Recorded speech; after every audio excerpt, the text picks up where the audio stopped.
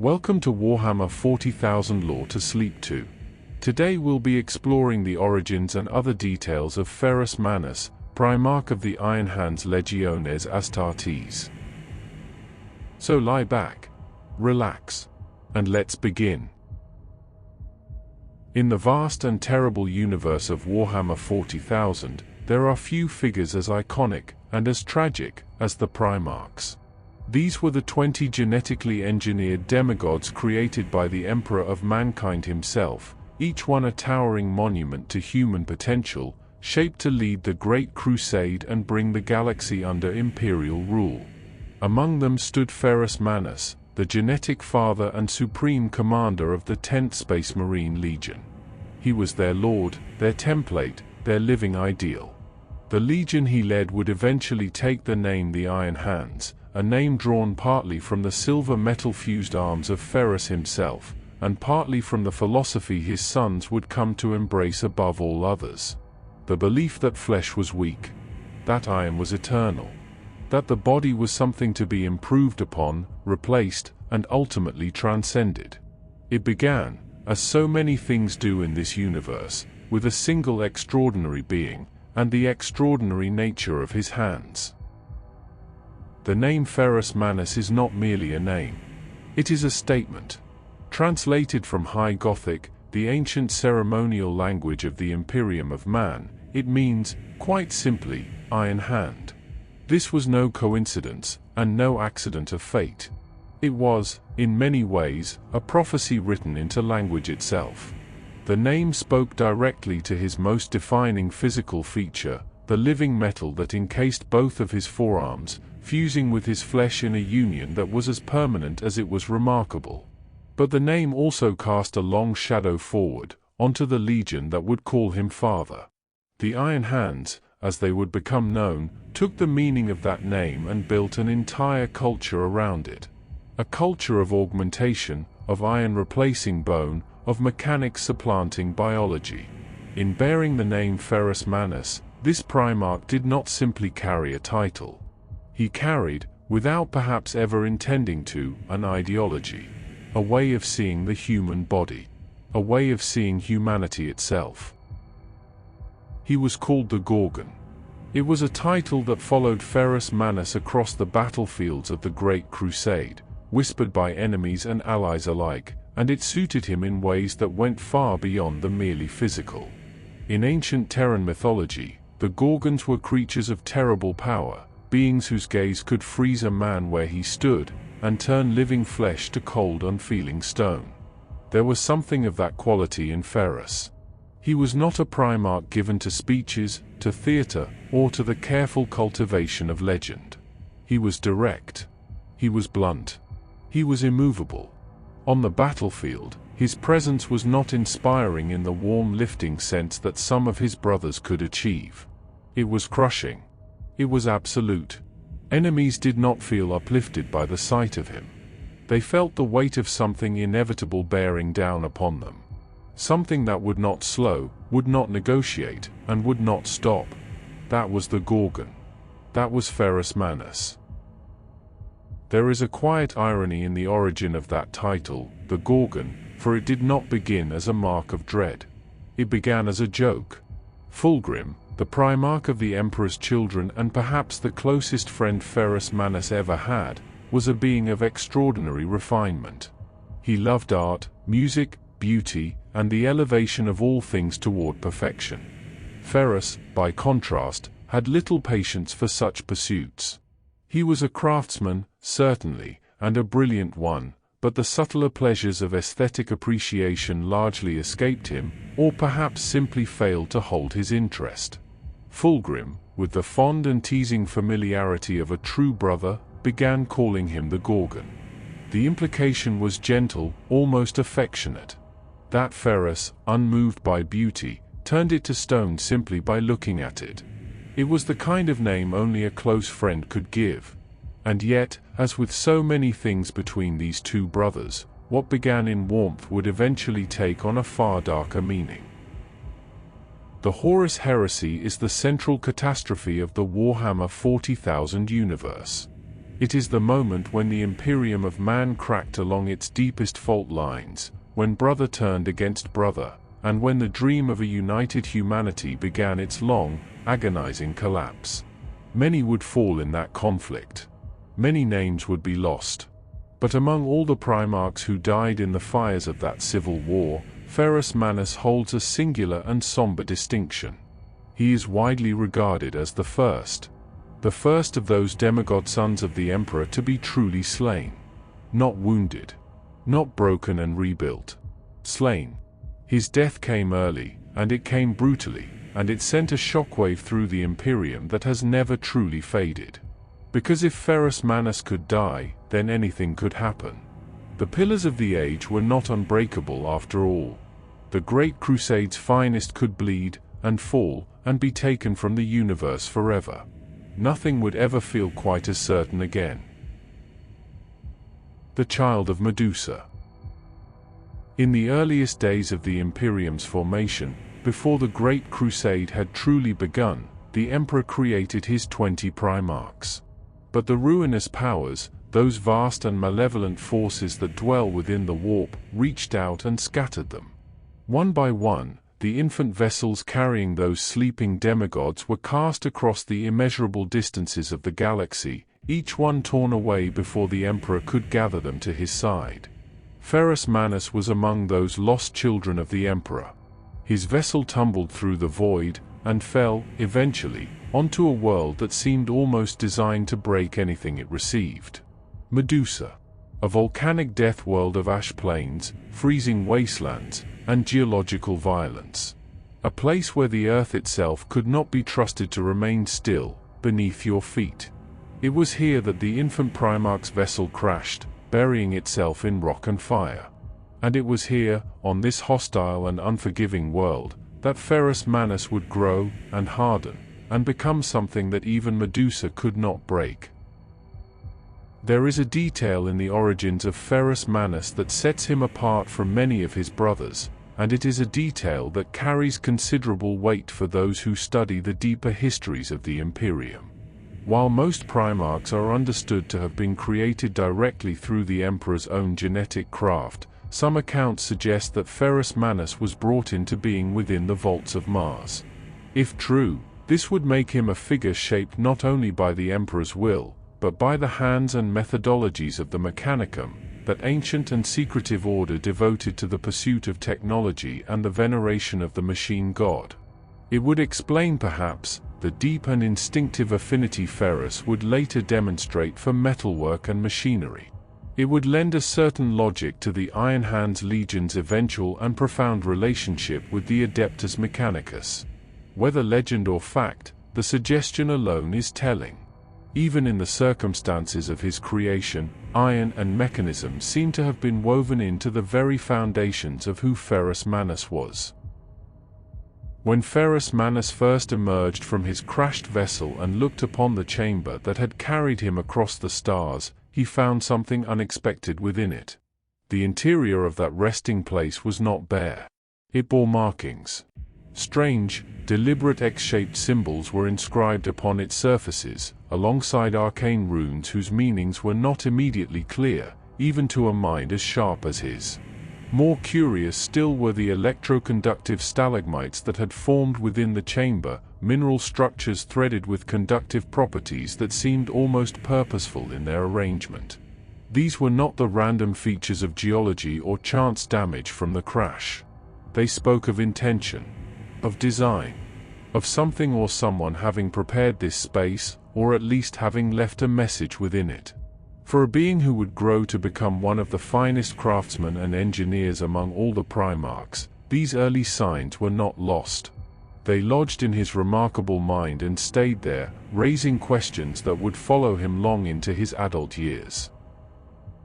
Ferrus Manus was many things, but he was never naive.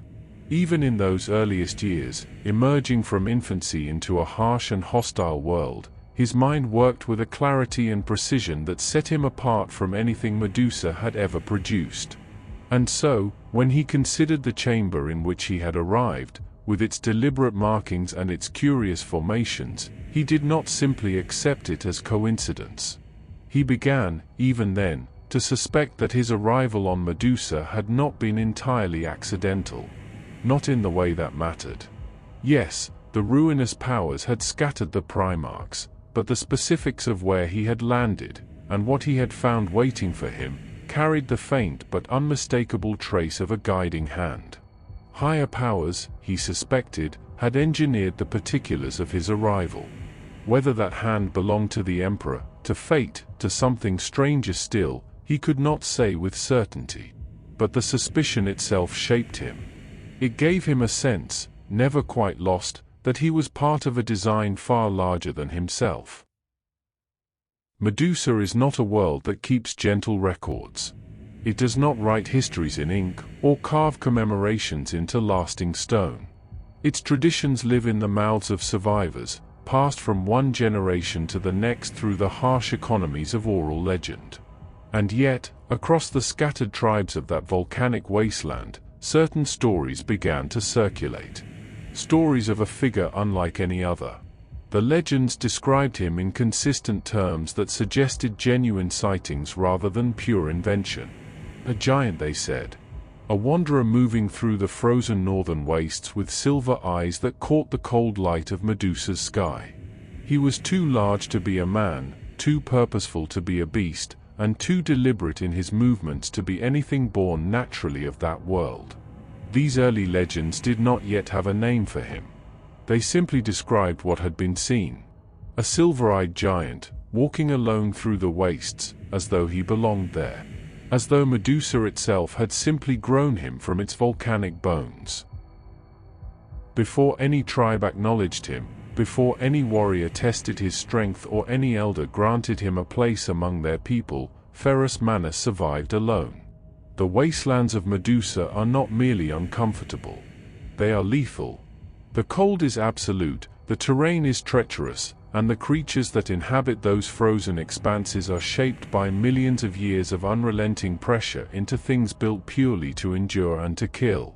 In this environment, with no shelter beyond what he could construct himself, and no food beyond what he could hunt or scavenge, Ferrus not only survived but endured for years.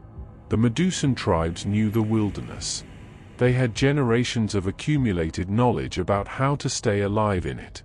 And still, most of them avoided prolonged exposure to the deep wastes whenever possible. Ferrus had none of that accumulated wisdom when he began. He had only himself, his extraordinary body, and the particular quality of mind that would come to define him entirely. It was enough. More than enough. Medusa tried to claim him, and failed. What makes his years of solitary survival on Medusa particularly remarkable is not simply that he endured them, but that he chose to make them harder than they needed to be. Ferrus Manus did not seek warmth when warmth was available. He did not rest when rest was possible. He did not take the easier path when a more demanding one presented itself. He subjected himself, deliberately and consciously, to constant hardship. He understood, with a certainty that seemed almost philosophical for one so young, that comfort was a form of erosion. That the spirit, like metal, was either being tempered or being softened, and that there was no neutral state between the two. Every hardship he imposed upon himself was, in his view, a strengthening. Every discomfort endured was another layer of quality added to the material of who he was. It was a belief system that would echo forward through the centuries, finding its most extreme expression in the Iron Hands Legion's eventual contempt for biological weakness. But at its origin, it was simply one young being, alone in the wastes, choosing difficulty because he believed it made him better. When Ferrus Manus eventually made contact with the tribes of Medusa, he did not do so by pledging loyalty to any one of them. He had observed enough of the Medusan clans to understand their structure, their rivalries, and their hierarchies of strength. Rather than attach himself to a single tribe, and rise through its ranks by conventional means, he took a different approach entirely. He sought out the finest warriors from many different clans and challenged them. Not out of aggression or conquest, but out of a desire to test himself against the widest possible range of opponents. He defeated them, and then he moved on. He accumulated no territory, built no following, established no permanent home. He remained independent, answerable to no clan, beholden to no elder, belonging to no structure that Medusa had produced before his arrival. In a society built around tribal loyalty and clearly defined allegiance, this was a quietly radical way to exist. And yet it earned him something that formal membership in any tribe could never have provided: the respect of all of them at once. Titles accumulate around figures of power, and Ferrus Manus was no exception. The tribes of Medusa, those hard and practical people who measured worth entirely in demonstrated ability, came to know him by several names over the years of his wandering and his challenges. They called him the Cataclysm, a name that spoke to the overwhelming force he represented, the sense that his arrival in any situation changed it entirely and irrevocably, the way a geological event changes a landscape. They called him the Hunter, which required no explanation among a people for whom hunting was survival and survival was everything. And they called him the Finality, perhaps the most telling of the three. Not merely the end of a fight, but the end of all argument. The absolute conclusion. The point beyond which nothing could be appealed. These were not names given lightly by a poetic people. The Medusans gave names because they were earned. And Ferrus Manus had earned all three, through years of deeds that even Medusa's toughest survivors could not deny or diminish. Medusa had its own relationship with technology, and it was not the clean codified relationship of the wider Imperium. It was older, stranger, and more instinctive. The tribes of that world had developed what might be described as techno-shamanic traditions, practices that blended a deep and almost spiritual reverence for machines and metal with the brutal, unsentimental demands of survival on a death world. Technology on Medusa was not merely a tool. It was something closer to sacred. To understand a machine was to hold power. To repair one was an act with almost ritual significance. Ferrus immersed himself in these traditions during his years among the clans. He learned their rites and their accumulated wisdom, absorbing a way of thinking about metal and mechanism that was unlike anything the wider galaxy had formalized. This early grounding would eventually merge with the more structured knowledge he would encounter later in his life, creating in him a relationship with craft and technology that was both technically masterful and almost intuitively felt. He did not merely build things. He understood them, in a way that went beyond training. Beneath the surface of Medusa, in chambers and corridors that predated the current age of the world's tribes, lay the machine vaults. Sealed repositories of forgotten technology, buried deep, and guarded not by locks alone but by what had come to inhabit them over long centuries of abandonment. Degenerate cyborg mutants, beings that were neither fully organic nor fully mechanical, corrupted remnants of something that had once been more purposeful, now reduced to territorial aggression and instinct. Ferrus led raids into these vaults. Not cautious expeditions or carefully organized salvage operations, but direct and dangerous incursions, pushing into the dark with the kind of fearless certainty that the Medusans both admired and found faintly incomprehensible.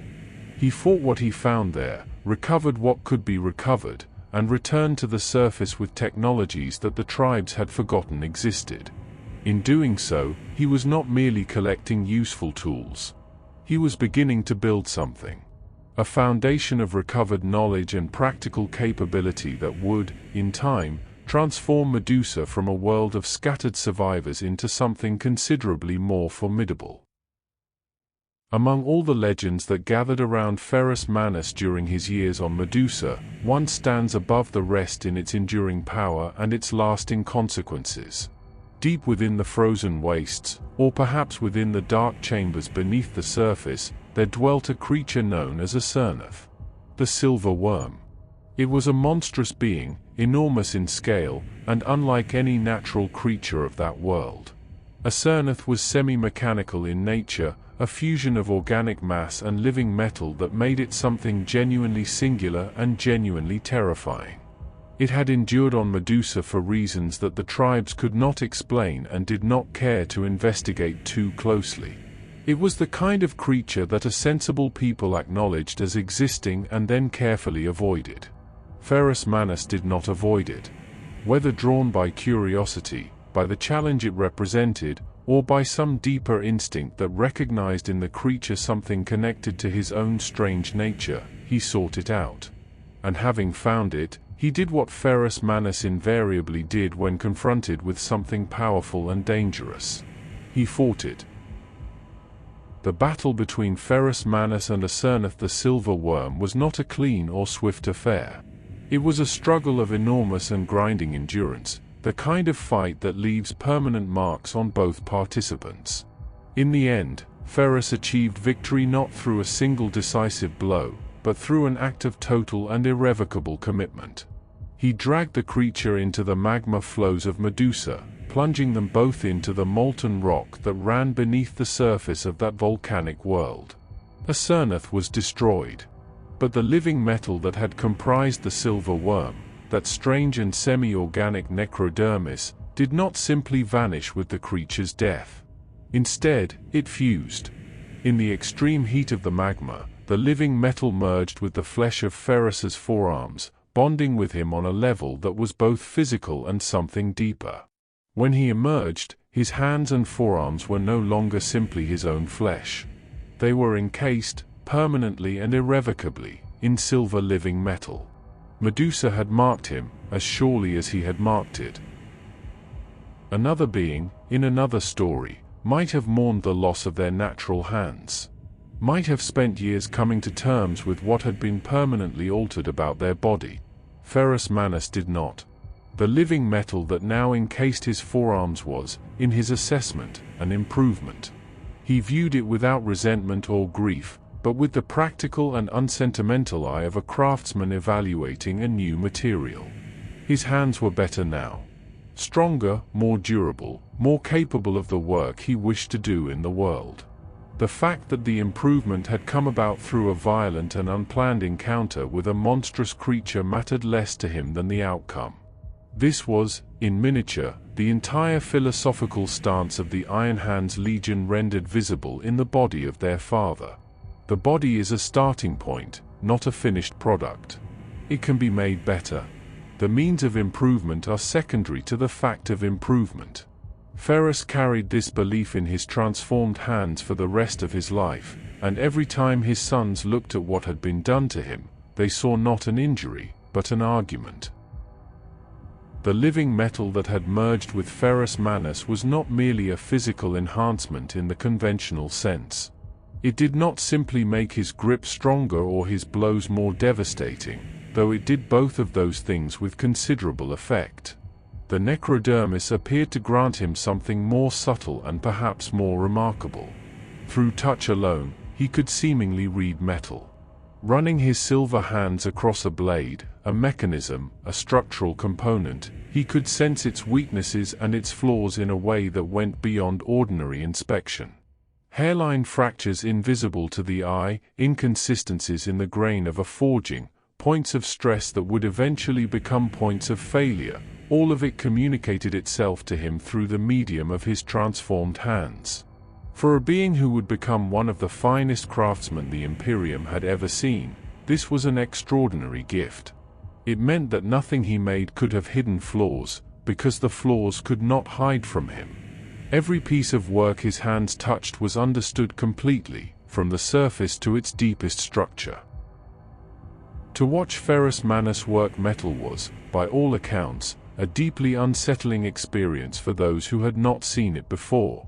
Conventional metalworking requires fire, tools, time, and the slow application of force and heat to persuade material into new shapes. Ferrus required considerably less of all of those things. With his living metal hands, he could work metal almost directly, shaping it with a directness and intimacy that seemed to bypass the normal requirements of the craft entirely. To the people of Medusa, who understood metalworking as one of the highest and most demanding of skills, the sight of this giant casually persuading iron and steel into new forms with his bare hands was not merely impressive. It was extraordinary enough to seem almost divine. It reinforced, in the most visible way possible, that whatever Ferrus Manus was, he was not simply a very capable human being. He was something else entirely. Something for which the tribes of Medusa, practical and unsentimental as they were, found themselves reaching for the language of legend and wonder. When Ferrus Manus turned his attention from individual challenge and personal survival to the broader question of Medusa itself, the transformation he brought about was swift and total. The scattered clans of that world, each one hardened by necessity but isolated by the same harsh conditions that had forged them, were reshaped under his direction into something unified and purposeful. The survival instincts of the Medusan people were not discarded. They were organized. The reverence for strength and endurance became the foundation of a war culture. The techno-shamanic traditions were formalized into something more systematic. The raiding spirit that had driven tribes against one another was redirected outward, toward the machine vaults and the challenges that lay beyond the next ridge of volcanic rock. Medusa did not become comfortable under Ferrus Manus. Comfort was never the goal, and never would be. But it became coherent. It became capable. A world of fragmented survivors became a hardened war civilization, built around the belief that survival was not enough. That one did not merely endure. One improved. The philosophy of iron. Every Primarch was shaped by the world that raised them. The environment that received them in infancy, the struggles they faced before the Emperor found them, the cultures that formed around them and the ones they formed in return, all of it left its mark. In the case of Ferrus Manus, that shaping was done by Medusa. A world without softness. A world where weakness was not merely a disadvantage but a death sentence, swiftly and impersonally carried out by cold, or fire, or the things that lived in the dark beneath the surface. The worldview that emerged from those years was perhaps inevitably one of absolute intolerance for weakness in any of its forms. Physical weakness, moral weakness, intellectual weakness, the weakness of hesitation, the weakness of sentiment that clouded judgment. Ferrus did not merely dislike these things. He distrusted them, deeply and instinctively, the way a craftsman distrusts a flaw he cannot see but knows must be present. Weakness, in his understanding, was not a neutral quality. It was a danger. A point of failure waiting for the right pressure to reveal itself. Few phrases in the entire lexicon of the Adeptus Astartes carry as much weight, or cast as long a shadow, as these 4 words. The flesh is weak. It is a statement that became the foundational doctrine of the Iron Hands Legion, a creed that shaped their culture, their practices, their relationship with their own bodies, and their understanding of what it meant to be a space marine. But before it was a Legion doctrine, it was the personal conviction of Ferrus Manus himself. He believed it with a completeness that went beyond philosophy into something closer to faith. Flesh aged. Flesh tired. Flesh felt pain, and fear, and the pull of comfort. Flesh failed at the worst moments, not because of any external force, but because of its own inherent limitations. Iron did not do these things. Iron, properly forged and properly maintained, was consistent, reliable, improvable. The doctrine was not, in Ferrus's mind, a rejection of humanity. It was an honest assessment of biology, and a reasonable conclusion about what ought to be done about it. Ferrus Manus had little patience for those who spoke of the Primarchs in elevated, almost devotional terms. The language of wonder and destiny that sometimes gathered around beings of their stature struck him as a distraction from the more important question of function. He held a clear and unromantic view of what he and his brothers actually were. They were engines of war. That was the purpose for which they had been made, the role for which their extraordinary bodies and minds had been engineered, and the function they were expected to fulfill in service of the Emperor's great crusade. This was not a diminishment, in his view. An engine of war, perfectly designed and perfectly maintained, was an extraordinary thing. But it was not a thing meant for comfort, or for the cultivation of personal vanity, or for the long peacetime that some of his brothers seemed already to be imagining as the eventual reward for their labors. Peace, to Ferrus, was simply the interval between wars. And an engine left idle too long began, inevitably, to degrade. The contrast between Ferrus Manus and some of his more culturally inclined brothers was never more visible than in the question of how they surrounded themselves. Many Primarchs maintained courts of considerable splendor. Fine things accumulated around them. Trophies and artworks and the elaborate furnishings of power, all of it signaling their status and reflecting something of their inner character. Ferrus maintained nothing of the kind. Luxury, in his understanding, was not a reward to be earned or a comfort to be permitted on a temporary basis. It was a corrupting influence. Soft living softened the person who indulged in it, gradually and almost imperceptibly, until the softness was so thoroughly embedded that its presence could no longer even be recognized. Excessive ceremony was no better. It consumed time and attention that could be spent on work, on training, on the actual business of becoming more capable. Ferrus rejected these things not through poverty of imagination but through deliberate choice, because he had thought carefully about what they did to the people who accepted them, and he did not want those things done to him. There is a particular kind of authority that has no interest in its own trappings. Ferrus Manus possessed this quality in abundance. The elaborate systems of respect and deference that military hierarchies typically generate, the salutes, the honorifics, the carefully graded forms of address that signal rank at every interaction, held no appeal for him whatsoever. He found them inefficient, and inefficiency was perhaps the quality he found most objectionable in any system. Every moment spent on a formal salute was a moment not spent on work. Every elaborate title attached to a name was additional noise between a question and its answer. He preferred bluntness, directness, the shortest possible distance between intent and communication. Those who served under him and expected the customary courtesies of rank sometimes found the adjustment jarring. Those who had served under him long enough came to understand that the absence of ceremony was not a lack of respect.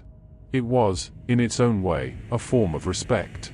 He was treating them as professionals engaged in serious work, rather than as performers in a ritual that benefited no one. The Great Crusade generated enormous quantities of what might be described as imperial spectacle. Triumph processions, commemorative monuments, officially sanctioned accounts of battles that emphasized the glory of the Imperium and the inevitable nature of its victories. Propaganda, in other words, in service of a genuine political and military project. Most Primarchs engaged with this apparatus to varying degrees, understanding its practical value in maintaining morale and projecting strength. Ferrus Manus engaged with it as little as he possibly could. He saw propaganda and pageantry not as useful tools but as distractions of a particularly insidious kind, because they created a version of events that was more comfortable than the truth, and comfort, he had long since decided, was something to be actively resisted. The real work was not in the telling of victories but in the achieving of them. The monument came after. The parade came after. The important thing, the only thing that genuinely mattered, was the actual grinding business of making the Imperium more capable of defeating its enemies. Everything else was noise dressing itself up as significance. Among the 20 Primarchs, there were those for whom beauty and artistic expression represented some of the highest achievements available to a thinking being. Fulgrim of the Emperor's Children was perhaps the most extreme example, but he was far from alone in his appreciation for the aesthetic dimensions of existence. Ferrus Manus occupied a very different position. It was not that he was incapable of recognizing craft or skill. He was, after all, a maker of extraordinary things himself, and he understood quality intimately. But for him, quality was inseparable from function. An object was good if it worked well, if it did what it was designed to do with reliability and efficiency. The additional dimension of beauty, the element that existed purely to please the eye or the ear rather than to fulfill a practical purpose, struck him as secondary at best. These differences in philosophy surfaced regularly in conversations with his more cultured brothers, producing exchanges that ranged from animated disagreement to something approaching genuine incomprehension on both sides. Ferrus was never discourteous, but he was always honest about where he stood. Look at the equipment of the Iron Hands, and you are looking at the direct expression of their father's priorities made physical. Where other legions developed distinctive aesthetic vocabularies, elaborate decorative traditions, heraldry refined to a high art form, the Iron Hands produced something that looked almost aggressively plain by comparison. Functional. Stark. Every element present because it served a purpose, and nothing present that did not. This was not a failure of imagination or a lack of resources. It was a deliberate choice, driven from the top by a Primarch who believed that decoration added weight without adding capability, and that the truest expression of a craftsman's skill was in the performance of the finished object, not in its appearance. A blade that cut cleanly and held its edge was a better blade than one that gleamed with inlay and inscription, regardless of which one drew more admiring glances. The Iron Hand's aesthetic was, in its own way, a philosophical statement rendered in ceramite and steel. This is what we value. This is what we are. Function, always, above everything else. Idleness, for Ferrus Manus, was not simply an unproductive state. It was a form of decay. A being at rest was a being softening, a blade left untested beginning the long process of losing its edge. He refused to permit himself this kind of erosion. When he was not on campaign, when the immediate demands of war and conquest were temporarily satisfied, he did not rest in any conventional sense. He went to the forges. He went to the training grounds. He worked with his hands on projects of craft and engineering, or he pushed his already extraordinary body through the kind of physical demands that would have broken lesser beings entirely. Those who sought audience with him quickly learned where to find him, and they also learned not to expect him to stop what he was doing simply because they had arrived. He would listen, and respond, and solve whatever problem had been brought to him, all while continuing to work. The forge was not a place he visited. It was simply where he was, when nothing more urgent required his presence elsewhere. Most commanders catalogued their victories. Ferrus Manus catalogued his failures. Among the more unusual aspects of his personal quarters, if they could be called that, was what those who knew him came to refer to as the Library of Failures. A collection of broken weapons, collapsed mechanisms, prototypes that had not performed as intended, and components that had given way under pressure they should have been able to withstand. Each item was kept not as a trophy but as a lesson. A physical, tangible record of what weakness looked like when it revealed itself. Where another craftsman might discard a failed prototype and begin again, Ferrus preserved them, because the failure itself was information. It told you something about the material, about the design, about the assumptions that had been built into the process and had turned out to be wrong. To throw away a failure was to throw away its lesson, and Ferrus Manus was constitutionally incapable of discarding a lesson, however inconvenient or uncomfortable it might be to keep close at hand and look at regularly. There is a quality sometimes found in the finest engineers and commanders alike, the ability to look at a small fault and see, without panic but with absolute clarity, what it indicates about the larger system that produced it. Ferrus Manus possessed this quality in an unusually developed form. A tiny mistake, in his assessment, was never merely a tiny mistake. It was a signal, a symptom of something operating incorrectly at a deeper level, something that, left unaddressed, would eventually produce not a small mistake but a catastrophic one. The crack in the blade's surface told you something about the forging process. The soldier who was 5 minutes late told you something about the unit's broader relationship with discipline. The calculation that was slightly off told you something about the methodology that had produced it. He acted on these signals immediately and seriously, which sometimes struck those around him as a disproportionate response to minor errors. But he had seen, too many times, what happened when minor errors were treated as acceptable. They became normal. And normalized failure had a tendency to escalate. To serve under Ferrus Manus was not easy. His standards were high, his tolerance for error was low, and the consequences of falling short of what he expected were swift and made plain without softening. But there was a quality to his manner of leadership that, over time, produced something unexpected in those who experienced it. A particular kind of trust. Not the warm trust born of kindness and encouragement, but the harder trust born of consistency and predictability. His warriors knew exactly what he expected of them, because he had made it entirely clear. They knew exactly what would happen if they failed to deliver it, because he had made that clear too. And they knew, with complete certainty, that the same standards applied to every one of them equally, without favor or exception. There was no confusion about the rules, because the rules never changed and were never applied selectively. This consistency, in its own stark and uncompromising way, was a form of respect. It said, "I believe you are capable of meeting this standard." It said, "I will not pretend otherwise by lowering it." It would be a mistake, and a common one made by those who only encountered Ferrus Manus at a distance, to assume that his cold and exacting exterior represented the entirety of what he was. Those who knew him well, who had spent real time in his company in the forge or in the quieter moments between campaigns, were aware of something that coexisted, unexpectedly, with all that iron seriousness. A wit, dry, sardonic, and delivered with such perfect understatement that it sometimes took a moment for the target of it to realize what had happened.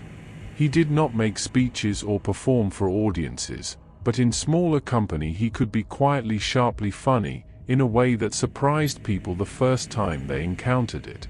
It was not warmth exactly, or at least not warmth of a conventional kind. It was more like the occasional glint of something unexpected in a very dark material. A reminder that behind the relentless discipline and the iron philosophy, there was a person. Complex, consistent, and occasionally, almost against his own better judgment, amusing. Mercy is a concept that many in the Imperium of Man treat as an absolute virtue, something to be extended as a matter of principle, regardless of circumstances. Ferrus Manus took a different view, and it was, characteristically, a functional one. Mercy had value when it produced useful outcomes. When showing restraint to a defeated enemy might bring them into useful alliance, or when sparing a life might yield intelligence that saved other lives, mercy was a reasonable tool and he would employ it without hesitation. But mercy extended purely as a gesture, as a performance of compassion that served no practical purpose and strengthened nothing, struck him as a form of sentimentality. And sentimentality, in his understanding, was simply another variety of weakness, dressed in more appealing clothing. This was a stark position, and he held it without apology. He was not cruel for the sake of cruelty. Cruelty without purpose was as wasteful as mercy without purpose. Everything, in his philosophy, was to be evaluated by what it actually produced. In the centuries following the Horus heresy, as imperial scholars began the slow and painful work of trying to understand what had gone wrong and why, the military philosophy of Ferrus Manus became a subject of considerable study. What emerged from that analysis was given a name: the Gorgon doctrine. It was an attempt to codify the approach that Ferrus had applied consistently across his campaigns during the Great Crusade. An approach built on relentless attrition, on the grinding application of sustained pressure, and on a total and uncompromising commitment to victory that refused to acknowledge the concept of an acceptable partial outcome. You did not win partially. You did not accept a stalemate when victory remained theoretically available.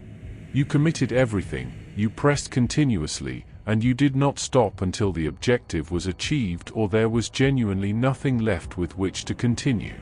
It was not a doctrine of elegance or of brilliant improvisation. It was a doctrine of iron. And like iron, it was extraordinarily effective against almost everything it was applied to, right up until the moment it met something that iron alone could not resolve. The Master of the Forge. Among the 20 Primarchs, there were warriors and there were thinkers, commanders and diplomats, poets and destroyers. Most were several of these things at once, their extraordinary natures resisting easy categorization. But there were also makers among them.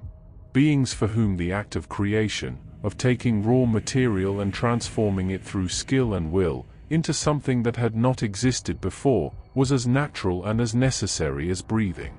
Ferrus Manus was, by any measure, the finest of these.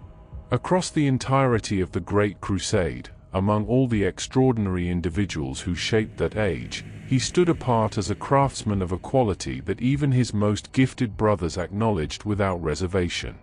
This was not merely a matter of his living metal hands, remarkable as their contribution was. It was a matter of mind. Of an intelligence that understood materials and mechanisms at a level that went beyond training or experience into something that seemed almost intrinsic. He did not learn to be a craftsman the way others learned skills. He simply was one, in the same way he was a warrior. Completely, and without apparent effort. The living metal that had merged with Ferrus Manus during his battle with Asirnoth was in the context of his craftsmanship, something close to a perfect tool. His hands could sense flaws and weaknesses in any metal they touched, reading the internal structure of materials through a form of perception that had no precise equivalent in conventional engineering practice. But they could also shape. Where an ordinary craftsman, however skilled, required the mediation of tools between their intention and their material, Ferrus could work with a directness that collapsed that distance almost entirely. The precision he achieved was, by all accounts, extraordinary even by the elevated standards of Primarch capability.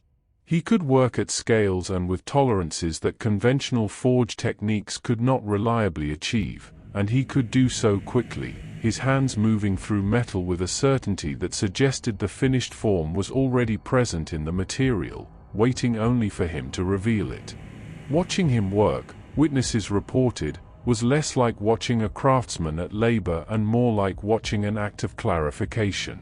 The metal becoming what it had apparently always been meant to be. The weapons and artifacts that passed through the forge of Ferrus Manus did not remain obscure. They circulated through the highest levels of the Imperium's military, passing between Primarchs and their most trusted warriors, recognizable by the quality of their construction and the reputation attached to anything bearing the mark of the Gorgon's craft. To own something made by Ferrus Manus was to own an argument that this was what a weapon should be. Not decorated, not ceremonially significant in the conventional sense, but perfect in its function, flawless in its construction, and built to endure conditions that would destroy lesser work. The admiration these pieces generated was not the admiration given to beautiful objects, though some found them beautiful in precisely the way that Ferrus understood beauty, as the visible expression of function achieved completely. It was the admiration given to things that worked exactly as intended every time, without failure. In a universe where failure had immediate and often lethal consequences, that quality was not merely desirable. It was, in the most practical sense possible, invaluable. The contest of craftsmanship between Ferrus Manus and Fulgrim is one of the more celebrated episodes in the history of the Great Crusade, and it produced, among other things, a sword that would be spoken of for as long as those who knew of it survived to speak. Fireblade was forged by Ferrus during this famous exchange between brothers, a weapon that embodied everything he believed a blade should be. Its name was not decorative but descriptive, earned through the qualities built into it during its making. It blazed with a contained and purposeful energy, a weapon designed not for display but for absolute effectiveness in the hands of someone capable of using it properly. That Ferrus created it in the context of a contest, in direct creative competition with one of the most aesthetically gifted beings in the Imperium, said something important about how he approached challenges of all kinds. He did not perform. He worked. And the work, when it was finished, spoke more clearly than any performance could have managed. In return for Fireblade, Fulgrim forged for Ferrus a weapon of equal legend, and one that would follow the story of these two brothers into its darkest chapter. Forgebreaker was a hammer. Massive, perfectly balanced in the way that only something made by a true master could be. It was an object that concentrated enormous force into each blow with a consistency and reliability that reflected the exceptional craft of its maker. The fact that Fulgrim, a being whose primary devotion was to beauty and perfection of form, chose to create a hammer for Ferrus rather than something more traditionally elegant, spoke to the nature of their friendship. He made what his brother would value. He made something functional, powerful, and built for use rather than admiration. The exchange between them, Fireblade given, Forgebreaker received, was one of the last entirely uncomplicated moments between these two brothers. Later, when everything had changed and the warmth of that exchange had been consumed by the fires of the heresy, both weapons would carry the weight of what had been lost, along with their physical mass. Ferrus Manus did not reserve his craft for his own legion or for the small circle of his closest brothers. He was, in the context of the Great Crusade, something closer to a resource, shared among those who understood what he was capable of producing. Vulcan, the Primarch of the Salamanders and himself a craftsman of considerable renown, was among those who received the direct benefit of Ferrus's skill. The dragon-barreled bolter that Ferrus crafted for him was a piece that reflected both makers in different ways. In Vulcan, the recipient, a being who combined warrior capability with a genuine artisan sensibility. In Ferrus, the maker, an engineer who had taken a standard weapon form and refined it past the point that conventional forge techniques could achieve. The collaboration, even when it took the form of a gift rather than a joint project, demonstrated something important about how Ferrus understood his craft. It was not merely personal expression. It was a form of contribution to the collective capability of the Imperium's finest warriors, made tangible in metal and given freely to those he respected. The Salamander's Legion had their own deep traditions of craft and forge work, a culture built around the making of things with the same seriousness and devotion that other legions built around the winning of battles. When Ferrus Manus worked alongside their artificers, it was not a meeting between a master and students. It was a meeting between different traditions of excellence, each one with things to teach and things to learn. Ferrus engaged with the Salamander artificers with a genuine openness that might have surprised those who knew only his more uncompromising qualities. In the forge, working on shared problems of technique and material, he was capable of a collaborative attention that set aside hierarchy and status in favor of the more fundamental question of what actually worked. The advanced techniques that emerged from these collaborative sessions were refinements rather than revolutions, incremental improvements built on foundations that were already exceptional. But incremental improvement, consistently pursued, was something Ferrus Manus understood better than almost anyone. It was, after all, the principle on which his entire philosophy was built. The augmentation technologies that would come to define the Iron Hands Legion did not arrive fully formed from theoretical work alone. They were developed, tested, and refined through a process that was deeply practical and often physically demanding, and Ferrus Manus was personally involved in that process at a level that went well beyond oversight or direction. The early Power Fist designs, those augmentative gauntlets that would become standard equipment across multiple legions, passed through his hands in prototype form. He did not merely evaluate the finished designs. He experimented with them, testing their mechanisms, identifying their limitations, and working to address those limitations through direct modification and iterative refinement. His understanding of augmentation technology was not abstract. It was built on the foundation of having actually handled the devices, felt their performance, and understood their failure modes in a way that only direct engagement could produce. The gap between a theoretical design and a reliable piece of battlefield equipment is bridged by exactly this kind of work, and Ferrus was constitutionally incapable of leaving that bridge for someone else to build. There is a particular quality of intellectual honesty in treating yourself as a prototype. It requires a willingness to acknowledge that you are not yet finished, that the current version of what you are is merely a starting point rather than a conclusion, and that improvement is not only possible but necessary. Ferrus Manus applied this logic to his own body with the same rigorous consistency that he applied it to every mechanism that passed through his forge. He pushed himself constantly, testing his limits not out of recklessness but out of a genuine desire to understand exactly where those limits were and what it would take to extend them. He regarded his own physical capabilities as data. The point at which he began to struggle was not a signal to stop but a signal that he had found the boundary he needed to push against.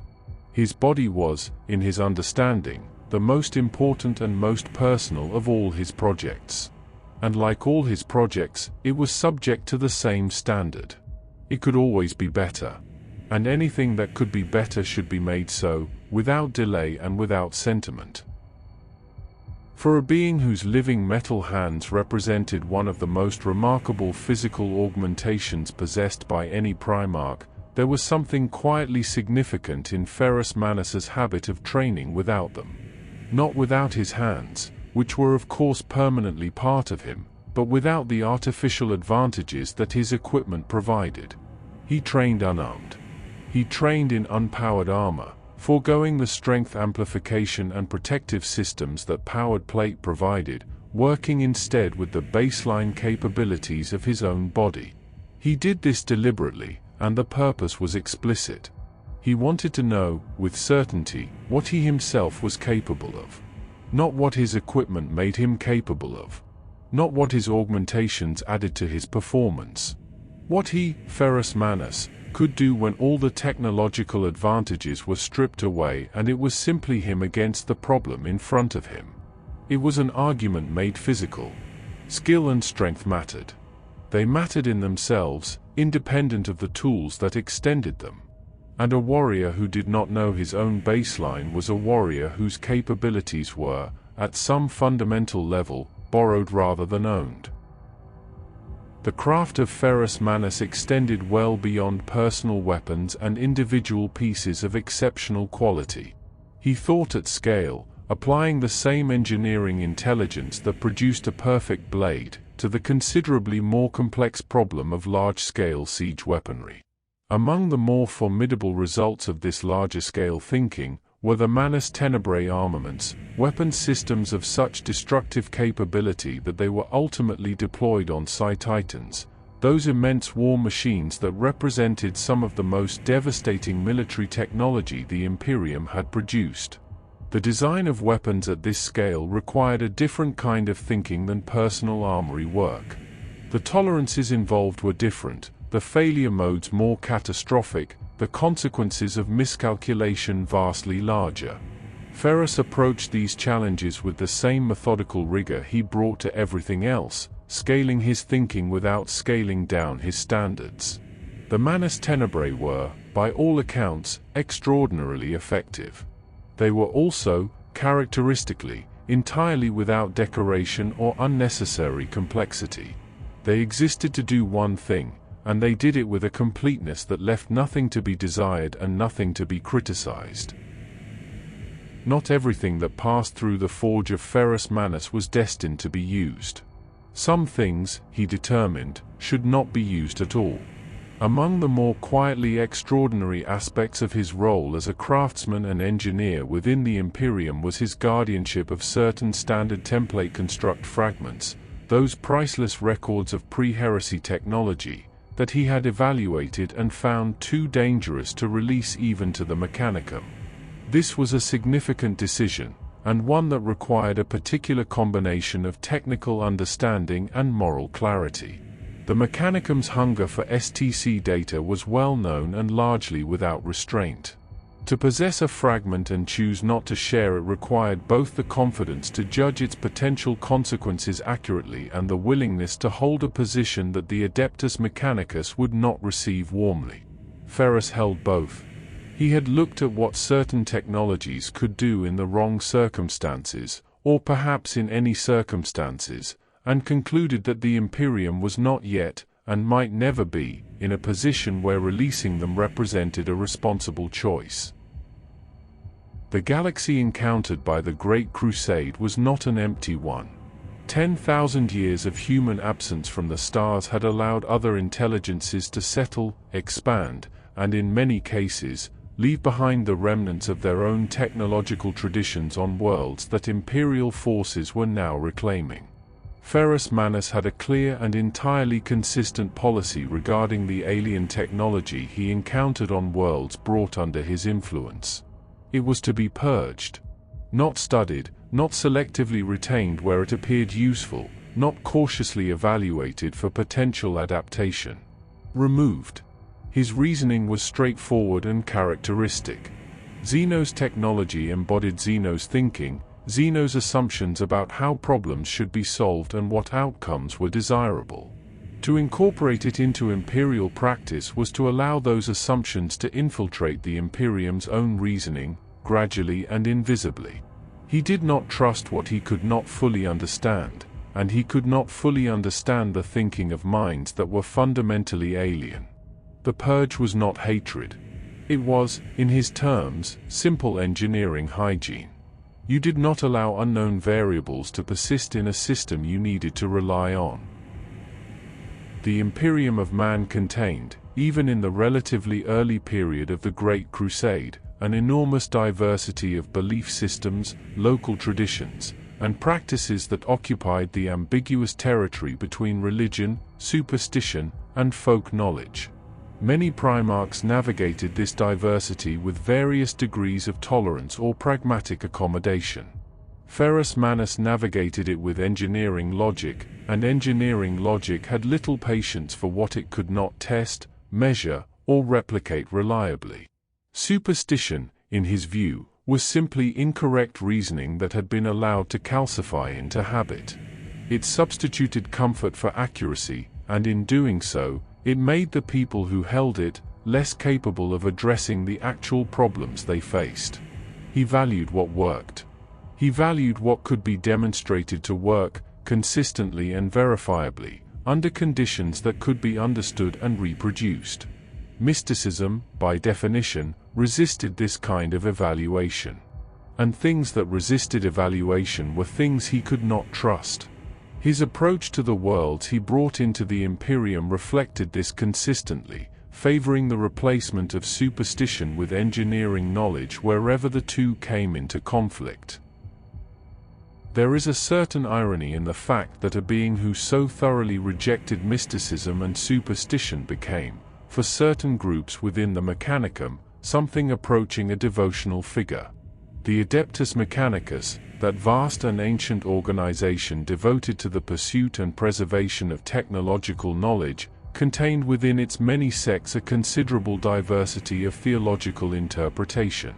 And some of those sects, observing Ferrus Manus, his living metal hands, his intuitive understanding of materials, his ability to work metal as though it responded to his will alone, began to interpret what they were seeing in terms drawn from their own deepest traditions.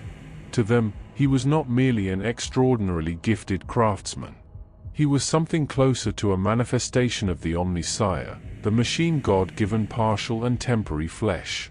The reverence was quiet, not officially sanctioned, and not something Ferrus himself would have encouraged had he been made fully aware of its extent. But it spread regardless, because some things, once seen, are simply too extraordinary to be explained in purely practical terms by the minds encountering them. The Iron Hands are born. The moment when a Primarch finally took command of his legion was never a simple administrative transition. It was a collision of worlds. The legions had been raised on Terra, shaped by Terran trainers and Terran traditions, carrying the particular character that the Emperor's own world had pressed into them during their long years of formation before their genetic father was found. When Ferrus Manus arrived to claim the 10th Legion, he brought with him everything that Medusa had made him, and everything that Medusa had made the warriors who had grown up under his influence on that volcanic death world. The merger of these two groups, the Terran legionaries already formed in their ways, and the brutal clan warriors of Medusa who embodied a completely different tradition of strength and survival, was not a gentle process. It was not designed to be. Ferrus did not attempt to smooth the differences between these cultures or find a diplomatic middle ground that both sides could comfortably inhabit. He forged them together the way he forged metal, with direct and sustained pressure, applied until the two materials became one thing, different from either of its original components. The Terran legionaries of the 10th had their own traditions, their own established hierarchies, and in some cases their own ideas about how things ought to be done. Some of them, having served for years before their Primarch's arrival, had developed a settled confidence in their own ways that did not immediately yield to the new order Ferrus represented. This was not unusual. The integration of a Primarch into a legion that had functioned without him always involved a period of adjustment. What was perhaps more characteristic of Ferrus than of some of his brothers was the brevity of that period.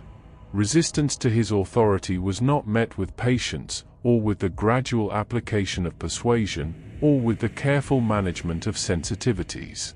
It was crushed. Directly, immediately, and without the kind of lingering resentment that might have followed a more prolonged struggle, because the swiftness and completeness of his response left no space for resentment to develop. The message was delivered once, with total clarity. This is how things are now. There was no second delivery required. What emerged from the integration of the Terran legionaries and the Medusan clan warriors was something that neither group could have produced alone. The Terrans brought with them the formal military discipline of the Emperor's own world, the structures and protocols of a legion shaped by the most sophisticated military thinking available in the nascent Imperium. The Medusans brought something harder to codify but equally important. A survivalism that was not merely physical but philosophical. A relationship with hardship that treated it as a teacher rather than an enemy. A cultural inheritance built on the understanding that comfort was borrowed time and that the only reliable resource was the capability you had personally developed and tested. Ferrus shaped these two inheritances into a hybrid culture that kept the structural clarity of imperial military discipline and filled it with the uncompromising substance of Medusan survivalism. The result was a legion that was both organized and brutal, both systematic and deeply genuinely hard. It functioned with the precision of a well-designed machine. It endured with the stubbornness of Medusan rock. The structure that Ferrus imposed on the Iron Hands was not invented from abstract military theory. It was drawn directly from the world that had shaped him, and it carried within it all the assumptions and values that Medusa had produced over long centuries of harsh existence. The clan structure of the Medusan tribes became the organizational model for the Legion. Companies became clans. Identity was invested in the clan unit as much as in the Legion as a whole. This structure had a number of practical advantages that Ferrus understood well. It created strong bonds of loyalty and identity at the unit level, producing warriors who fought not only for abstract imperial ideals but for the specific group of brothers alongside whom they had trained, suffered, and survived. It distributed the Legion's cultural identity across multiple centers rather than concentrating it in a single hierarchy. And it connected the Iron Hands permanently and visibly to their world of origin, ensuring that Medusa remained not merely a birthplace but a living reference point for everything the Legion was supposed to be and to value. There is a philosophy of military organization that treats the individual warrior as the fundamental unit of capability, believing that exceptional individuals are the primary engine of military success. Ferrus Manus did not hold this philosophy. His understanding of the Legion he commanded was built on a different model entirely, one drawn from his lifelong engagement with mechanisms and engineering. He saw the Iron Hands not as a collection of individuals, however capable those individuals might be, but as a single war machine. Each warrior was a component. Each clan was a subsystem. The Legion as a whole was the complete mechanism, whose overall capability depended not on the brilliance of any single part, but on the quality of every part and the precision with which they worked together. This had significant implications for how he valued and developed his warriors. Individual distinction mattered less than reliable function.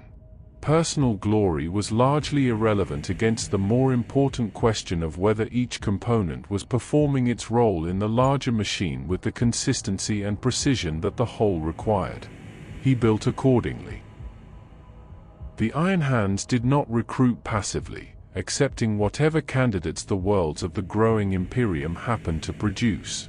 Ferrus Manus was personally involved in the selection process, and the standards he applied reflected everything he believed about what a warrior needed to be. Worlds brought into the Imperium through conquest were not merely added to the rolls of compliant territories. They were evaluated as potential sources of recruits, and the evaluation was conducted through trials of a brutality that matched, and in some cases exceeded, the demands of Medusan tradition.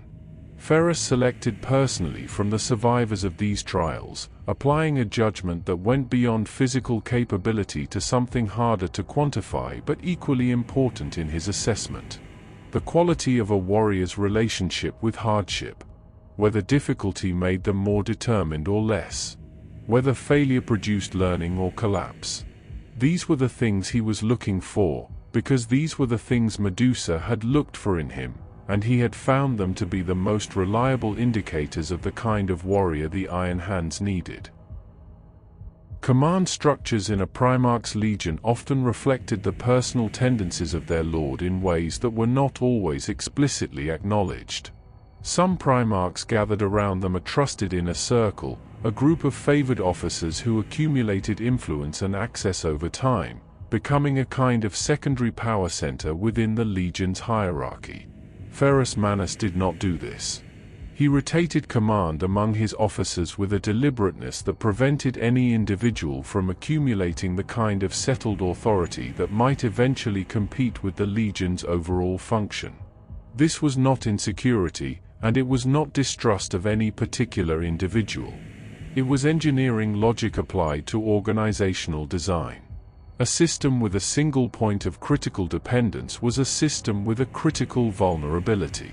Distributed capability, spread across multiple officers who had all been tested in command roles, produced a more resilient organization.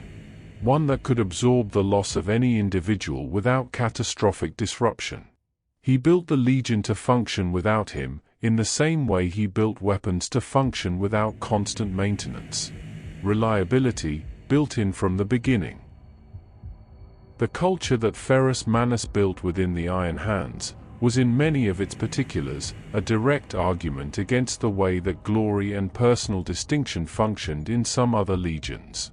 Where certain of his brothers cultivated individual champions, warriors whose personal reputations became part of the Legion's identity and whose deeds were celebrated in ways that elevated them above their brothers, Ferrus consistently directed the Legion's values in a different direction. What mattered was not what any individual had achieved. What mattered was what the collective had produced. A successful campaign was not a monument to the brilliance of its commanding officer. It was evidence that the machine had functioned correctly. That every component had performed its role. That the design had been sound and the execution had matched it. This was not false modesty or performed egalitarianism. It was a genuine philosophical position about where capability actually resided and how it was most reliably produced. Individual glory was, in his view, a story told about a system.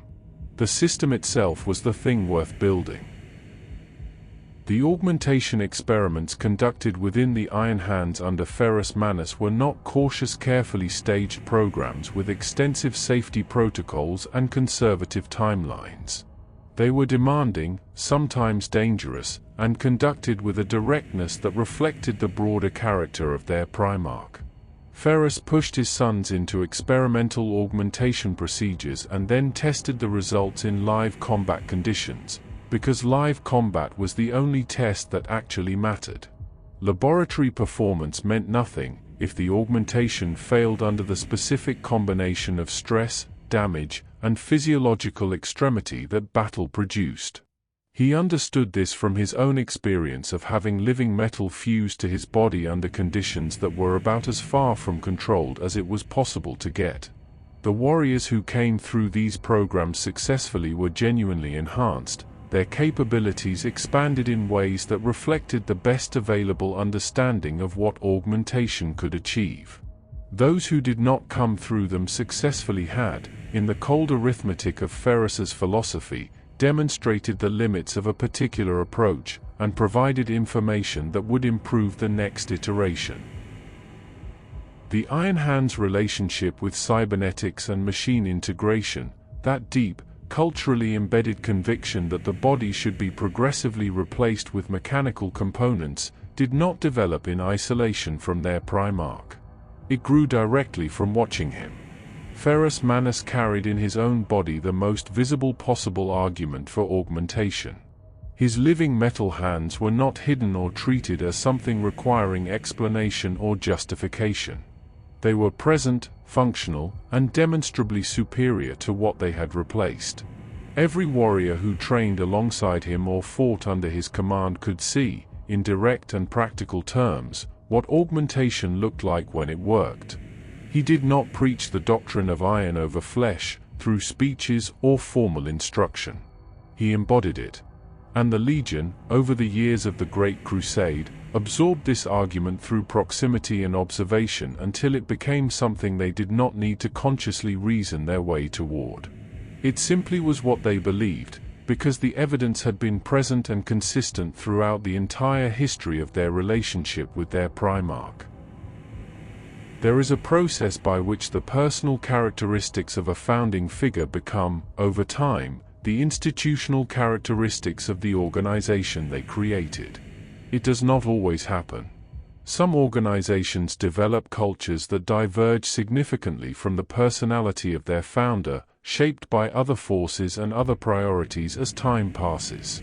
But with the Iron Hands, the transmission was remarkably direct and remarkably complete.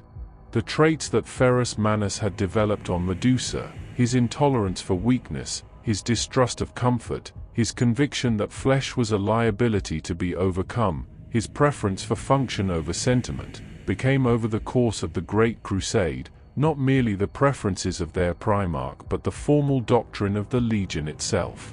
Written into their training, embedded in their culture, eventually codified into the practices that would define the Iron Hands, long after Ferrus himself was gone. The Legion became, in a very real sense, a collective version of the qualities he had possessed as an individual. Which meant that when those qualities had to function without the person who had originally given them meaning, the results would be, in certain respects, considerably more extreme. The Conqueror of the Great Crusade. The Great Crusade was the largest military undertaking in human history. Across the span of decades, the Emperor of Mankind and his Primarchs led the armies of the Imperium outward from Terra, reclaiming world after world, bringing humanity's scattered children back into a single political and military structure, and defeating or destroying whatever stood in the way of that project. It required not merely warriors, but commanders. Beings capable of thinking across vast distances, managing campaigns of extraordinary complexity, and making decisions whose consequences would echo across centuries. Among all the Primarchs who rose to prominence during this period, Ferrus Manus established himself as one of the finest military commanders the Crusade produced. Not merely competent, not merely effective in the specific circumstances that suited his particular strengths. Genuinely exceptional, across the full range of demands that large-scale military command placed on a being. He was one of the Crusade's great architects, a figure whose contribution to the project of imperial expansion was not merely significant but, in the assessment of those who served alongside him, very close to irreplaceable. The sheer scale of the Great Crusade made a single unified command structure impractical beyond a certain point.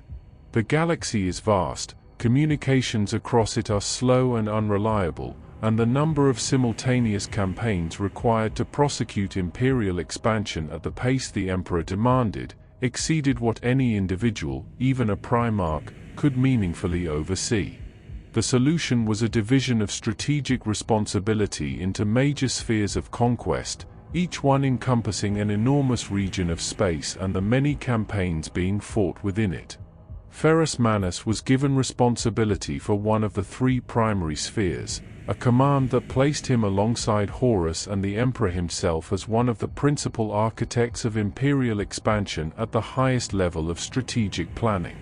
This was not a routine operational command.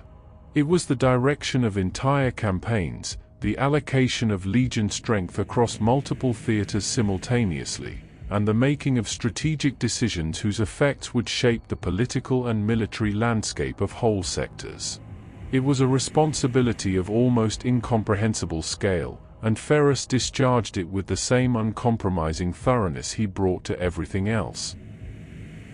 The question of who might have served as War Master, had history taken a different path, is one that later imperial scholars returned to repeatedly. Horus was chosen, and the reasoning behind that choice was sound in many respects. But some commentators, looking at the full record of the Great Crusade and the qualities it demanded of its commanders, argued that Ferrus Manus had a credible claim to that role.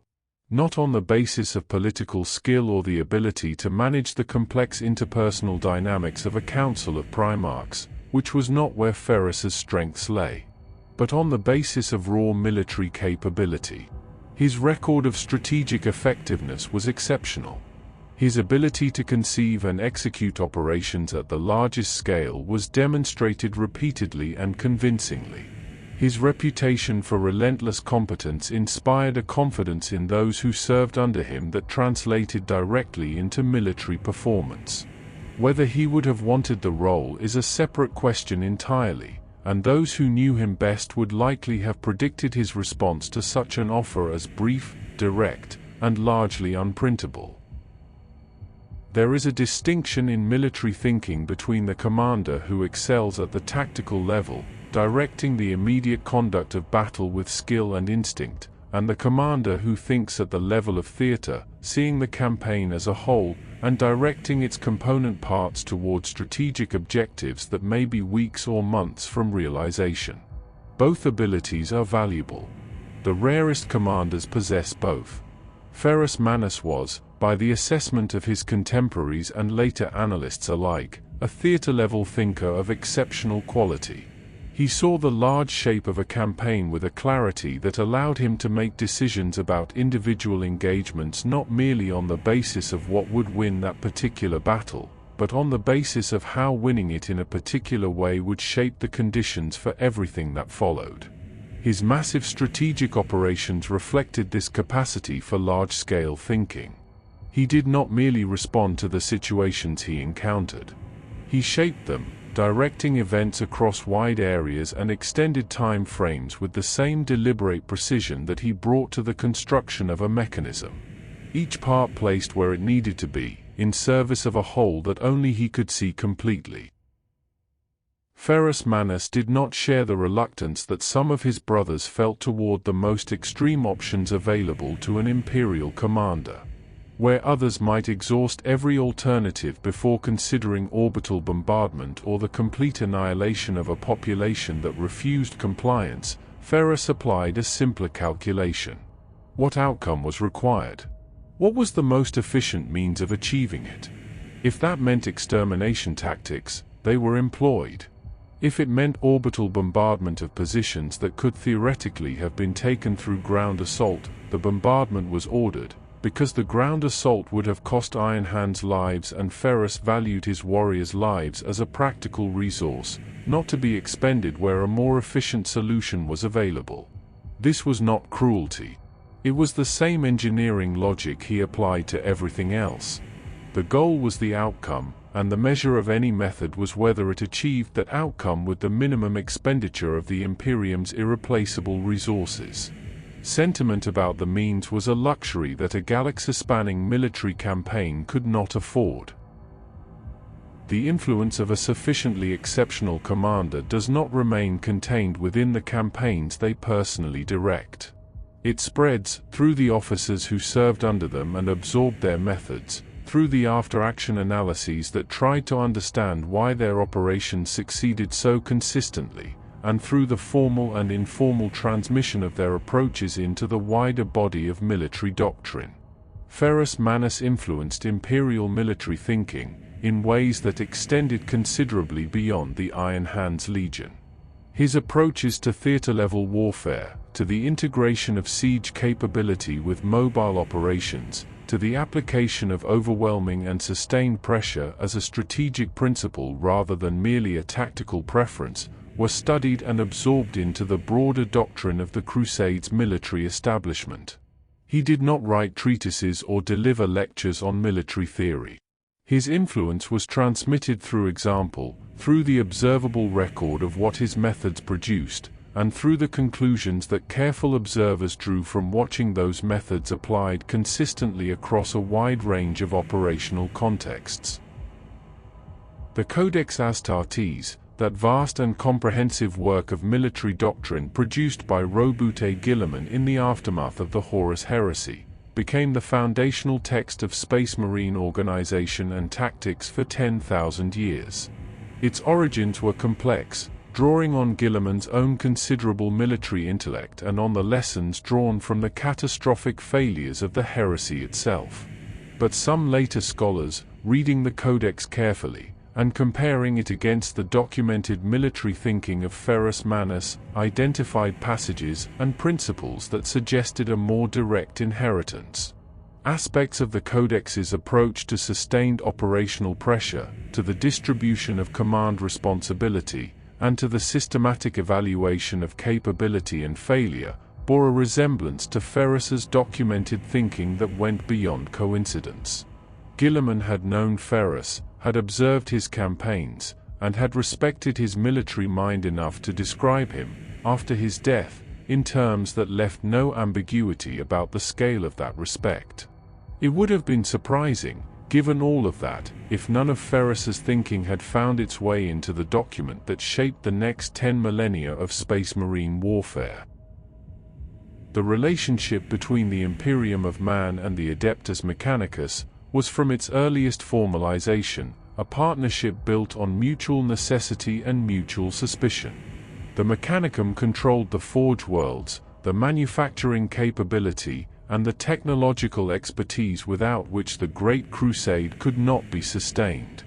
The Imperium provided the military force and political authority that the Mechanicum required for its own security and expansion.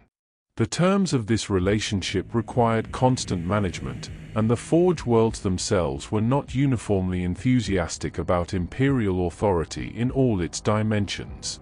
Ferrus Manus was, on multiple occasions, the figure sent to enforce and reinforce the alliance at the Forge world level. This was partly because of his natural authority with the Mechanicum, his living metal hands and his extraordinary craft giving him a credibility with their sex that most imperial commanders lacked entirely. And partly because the Mechanicum understood, when Ferrus arrived to discuss the terms of their relationship, that they were speaking with someone who genuinely understood what they valued and why, which made disagreement considerably more difficult to sustain. The diplomatic role that Ferrus Manus occasionally found himself occupying during the Great Crusade sat poorly with him, and he made relatively little effort to conceal this. He understood the necessity of politics in the abstract, in the same way he understood the necessity of any system that served a larger function. But his preference, consistent and unambiguous, was for direct technical solutions to the problems that politics was supposed to address. If two parties disagreed about the terms of an arrangement, the most efficient resolution was to identify what each party actually required, determine whether those requirements were compatible, and if they were, establish the arrangement on that basis without the elaborate performance of negotiation that typically surrounded the process. He was not unaware of the reasons why political process existed. He simply found it inefficient, and inefficiency, in any form, produced in him a persistent and visible impatience. Those who negotiated with him directly reported an experience that was, depending on their own temperament, either refreshingly straightforward or profoundly uncomfortable. Sometimes both simultaneously. Respect, in the culture of the Primarchs, was not a simple or unconditional thing. These were beings of enormous capability and considerable ego, each one shaped by their own world and their own experiences into something genuinely extraordinary and genuinely individual.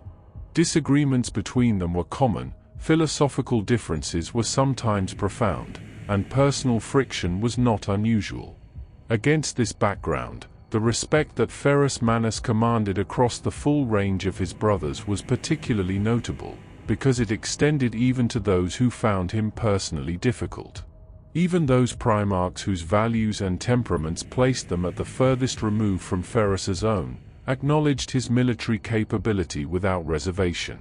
Relentless competence, demonstrated consistently across a long record of campaigns and strategic decisions, produces a particular kind of respect that personal warmth cannot generate and personal disagreement cannot entirely erode.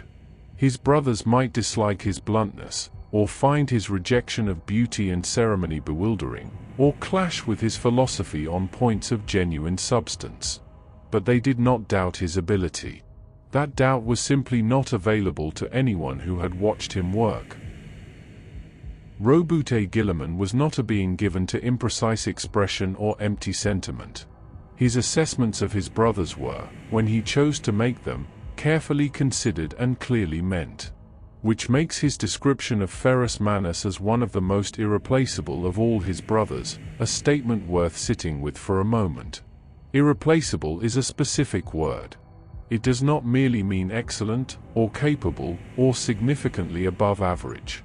It means that the particular combination of qualities possessed by this individual cannot be reproduced by substituting any other individual, however capable. Guilliman, who had access to the full range of Primarch capability as a point of comparison, used this word about Ferrus. He said it after Ferrus was dead, which means he was not saying it as flattery or as encouragement.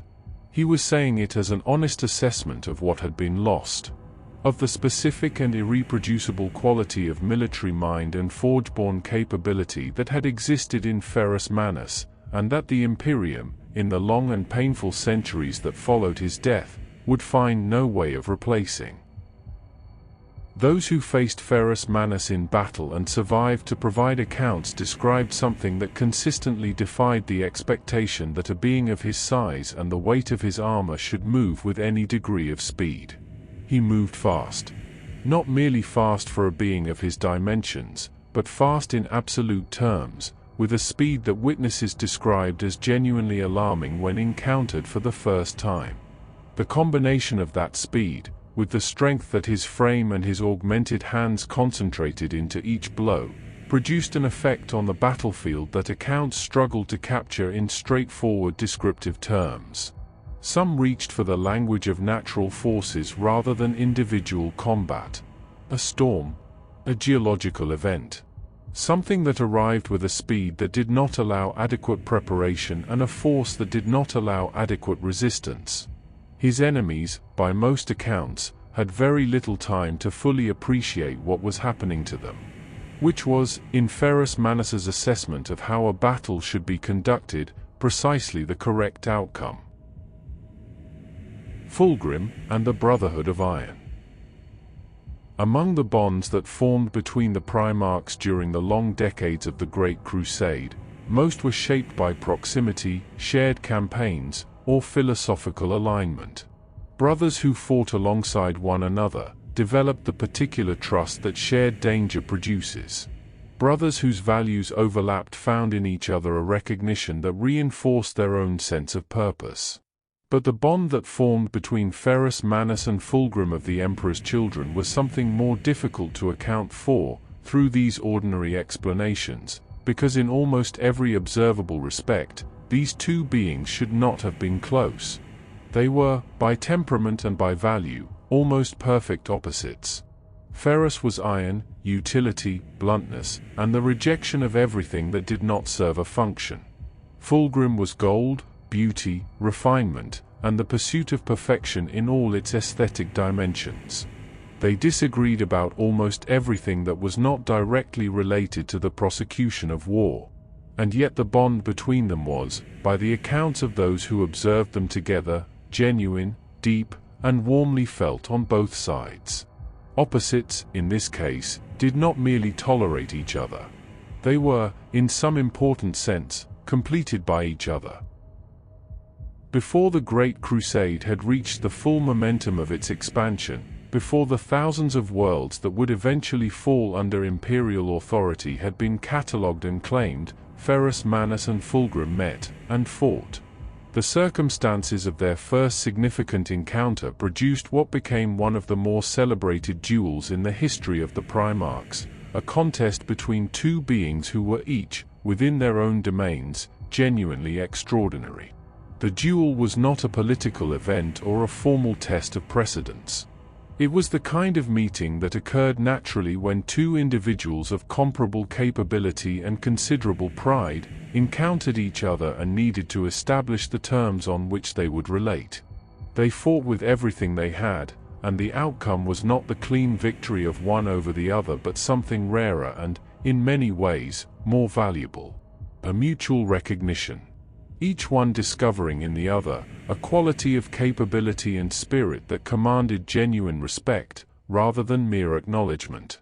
The duel ended not with a defeated party but with two brothers who understood each other in the way that only combat can produce. What emerged from that first encounter, and deepened through the years that followed, was a rivalry of a particular and productive kind. Not the rivalry of enmity, which seeks the diminishment of its object, but the rivalry of mutual elevation, which finds in the excellence of the other a constant incentive toward one's own improvement. Between Ferrus and Fulgrim, this rivalry expressed itself primarily across two dimensions. Craftsmanship, where both possessed extraordinary ability and deeply held convictions about what quality meant and how it was achieved, though they arrived at those convictions from very different directions. And martial pride, where each saw in the other a standard that demanded their own best effort simply to match. The productive tension of this rivalry was visible in what it generated between them. Each one pushed by the other's capability to work harder, reach further, and produce things that their individual efforts alone might not have achieved. It was the kind of relationship that made both participants better, which is perhaps the highest function that rivalry between equals can serve. The exchange of weapons between Ferrus Manus and Fulgrim was not merely a diplomatic gesture or a display of generosity between brothers. It was a statement, made in the language both of them understood most deeply.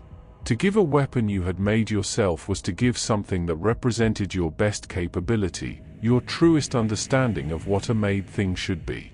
Ferrus forged Fireblade, and Fulgrim forged Forgebreaker, and each gave to the other the finest work of which they were capable. The significance of this exchange cannot be reduced to the monetary or even the practical value of the objects involved. It was an act of mutual acknowledgement.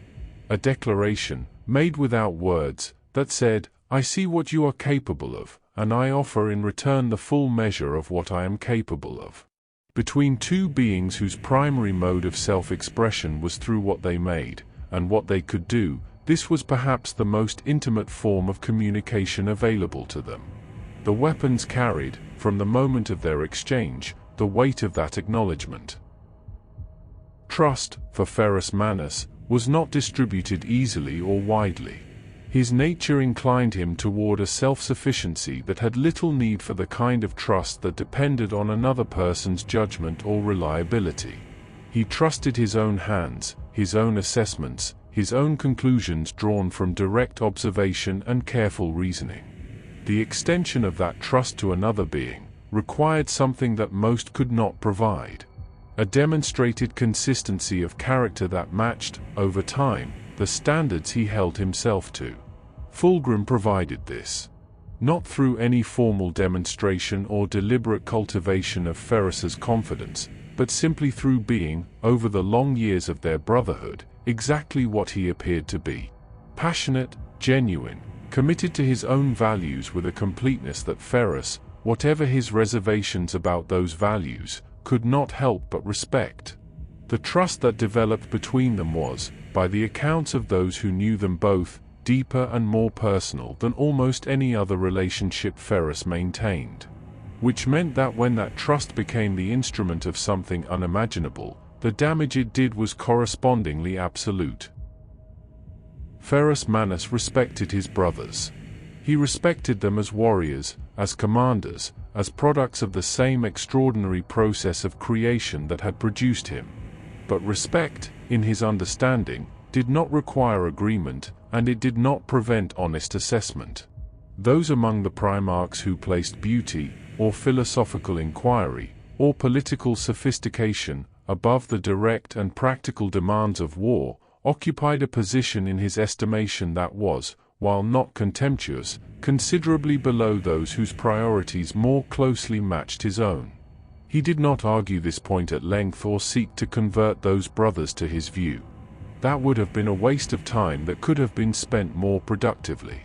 But he held the view consistently and quietly, allowing it to shape his interactions without allowing it to become a source of open conflict. The brother who could fight and who valued fighting above all else had his full attention and his genuine respect. The brother whose primary energies went toward refinement and appreciation, however brilliant that brother might be in his own domain, occupied a somewhat reduced space in the world as Ferrus understood it. Looking back across the history of what happened between Ferrus Manus and Fulgrim, it is possible to identify, in the growing distance between their philosophies during the later years of the Great Crusade, something that functions almost as an early warning. Fulgrim's devotion to perfection was deepening in ways that were taking it to places Ferrus found increasingly difficult to follow. The pursuit of beauty and sensation that had always been Fulgrim's primary mode of engagement with the world was intensifying, becoming less the balanced expression of a rich and complex character and more the dominant and overwhelming force in everything he did and valued. Ferrus noticed the change, as he noticed most things. He did not, perhaps, understand its full significance, or recognize in it the first signs of a corruption whose nature lay entirely outside his experience and his frame of reference. But he felt the ideological distance between them growing, and it unsettled him in a way that he likely could not have fully articulated. The brother who had once been his opposite and his complement was becoming something he recognized less and less. And the weapons they had exchanged sat between them, heavy with everything that was being lost. The road to betrayal. The Eldar are an ancient people, older than the Imperium by epochs that dwarf the entirety of recorded human history. Their seers and farseers possess an ability to perceive the threads of possible futures through the medium of the warp, reading the shape of what may come with a clarity that no human psyche can reliably match. Whether this gift is to be trusted is a different question entirely, and one that different figures in Imperial history have answered very differently. But the warnings they sometimes chose to deliver to the Imperium's commanders were not always without foundation, and among the most specific and most consequential of these warnings was one delivered to Ferrus Manus. The Eldar seers told him, with whatever precision their visions allowed, that Fulgrim would one day kill him.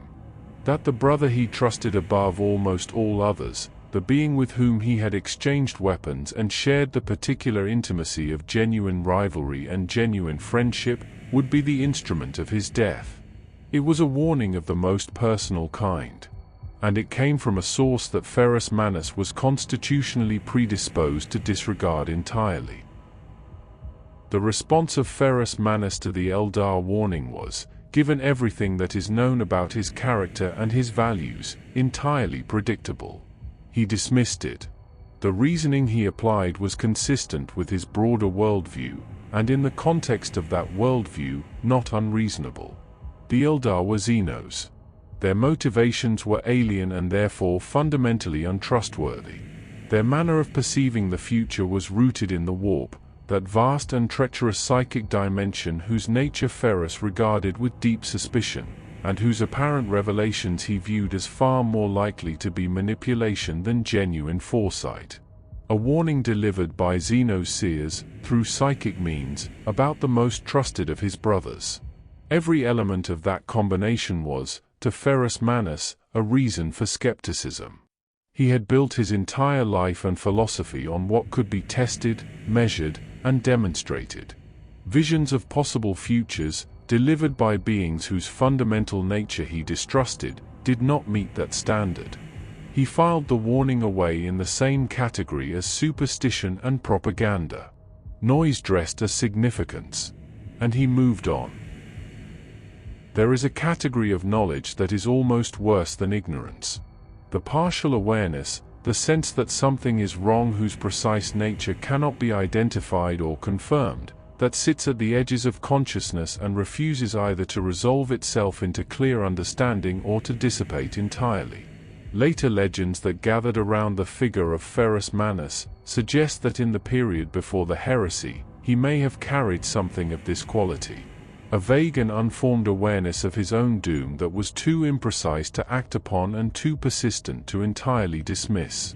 Whether this represents genuine historical memory transmitted through the surviving accounts of those who knew him in that period, or whether it is the retrospective mythology that tends to accumulate around tragic figures after their deaths, is difficult to determine with certainty.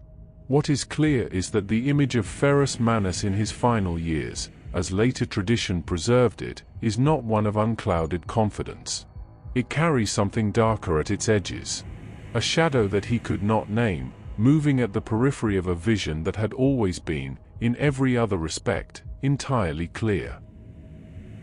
When the Horus heresy erupted, when the news of Horus's betrayal and the massacres at Istvan III broke across the Imperium like a wave whose force had been building unseen for years, the reactions of the loyal Primarchs varied.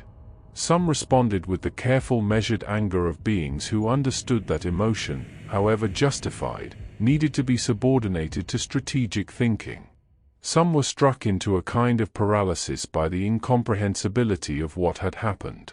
Ferrus Manus was not among either group. His reaction was fury. Not the cold contained anger that his usual temperament might have suggested, but something rawer and more immediate than that. The betrayal struck him at a level that bypassed his characteristic iron discipline and hit something underneath it. Something that was less the Gorgon, the relentless military commander, and more simply a being who had trusted profoundly and had discovered that the trust had been weaponized against everything he valued. The fury was real, and it was total, and it was, in the assessment of those who knew what would follow, the most dangerous thing about him in that moment. The most troubling aspect of Ferrus Manus's response to the outbreak of the heresy was not the fury itself, which was understandable, but what the fury did to the qualities that had made him so formidable. His judgment, that cold and precise instrument that had directed campaigns of enormous complexity and managed strategic problems that would have overwhelmed lesser minds, was compromised. And the specific thing that compromised it was his emotional attachment to Fulgrim, the brother he had trusted, the brother whose weapons he still carried. The knowledge that Fulgrim had chosen the side of the betrayers was not merely a military datum to be incorporated into his strategic calculations. It was a personal wound of the most profound kind, cutting directly through the specific relationship that had, more than any other, represented something outside the iron philosophy. Something warm in a being who had built himself largely out of cold. That wound changed how he thought. It pushed him toward a response that his unclouded judgment would almost certainly have moderated. It made him want to resolve things immediately and personally, rather than correctly. Caution was not, in ordinary circumstances, a quality that Ferrus Manus lacked. His strategic thinking during the Great Crusade had demonstrated a consistent ability to resist the temptation of the immediate action in favor of the correctly prepared one, to accept the delay that proper planning required rather than commit to an engagement before the conditions for success had been established. This was precisely the quality that abandoned him in the opening weeks of the Horus Heresy. Rather than drawing back, assessing the full dimensions of what had happened, understanding the strategic situation with the thoroughness that a decision of this magnitude demanded, he rushed forward. Toward confrontation. Toward resolution of a personal kind, with a personal focus, at a time when the personal was the last lens through which the situation should have been evaluated. Those around him who recognized what was happening, who saw the departure from his usual rigorous method and understood what it meant, were not able to pull him back. The iron was hot in a way it had never been before, and it was not responding to the craftsman's hand. It was simply burning. Istvan V. The name would become one of the darkest in the entire history of the Horus Heresy, a byword for treachery on a scale that the Imperium had never previously experienced and would never entirely recover from. The loyalist counterattack against the traitor forces who had revealed themselves at Istvan was a response to the outrages of Istvan III, a military operation that, on paper, represented a logical next step in the effort to contain and defeat the rebellion before it could consolidate.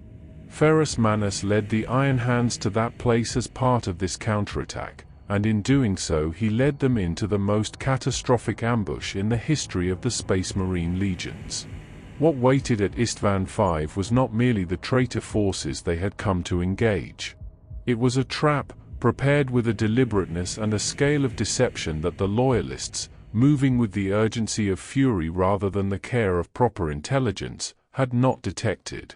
The drop site massacre was about to begin.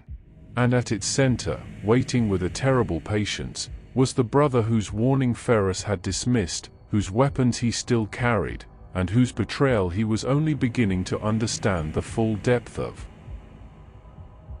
Istvan V. The death of the Gorgon. There are commanders who direct battles from positions of safety, managing the flow of combat through the reports of subordinates and the movement of markers on strategic displays. Ferrus Manus was not among them. He had never been among them, and the chaos and fury of Istvan V did not change this. When the Iron Hands made planetfall and the battle was joined, Ferrus was at the front of it. Not nominally at the front, not present at the forward edge of command in a carefully protected position that technically qualified as the vanguard. Actually at the front.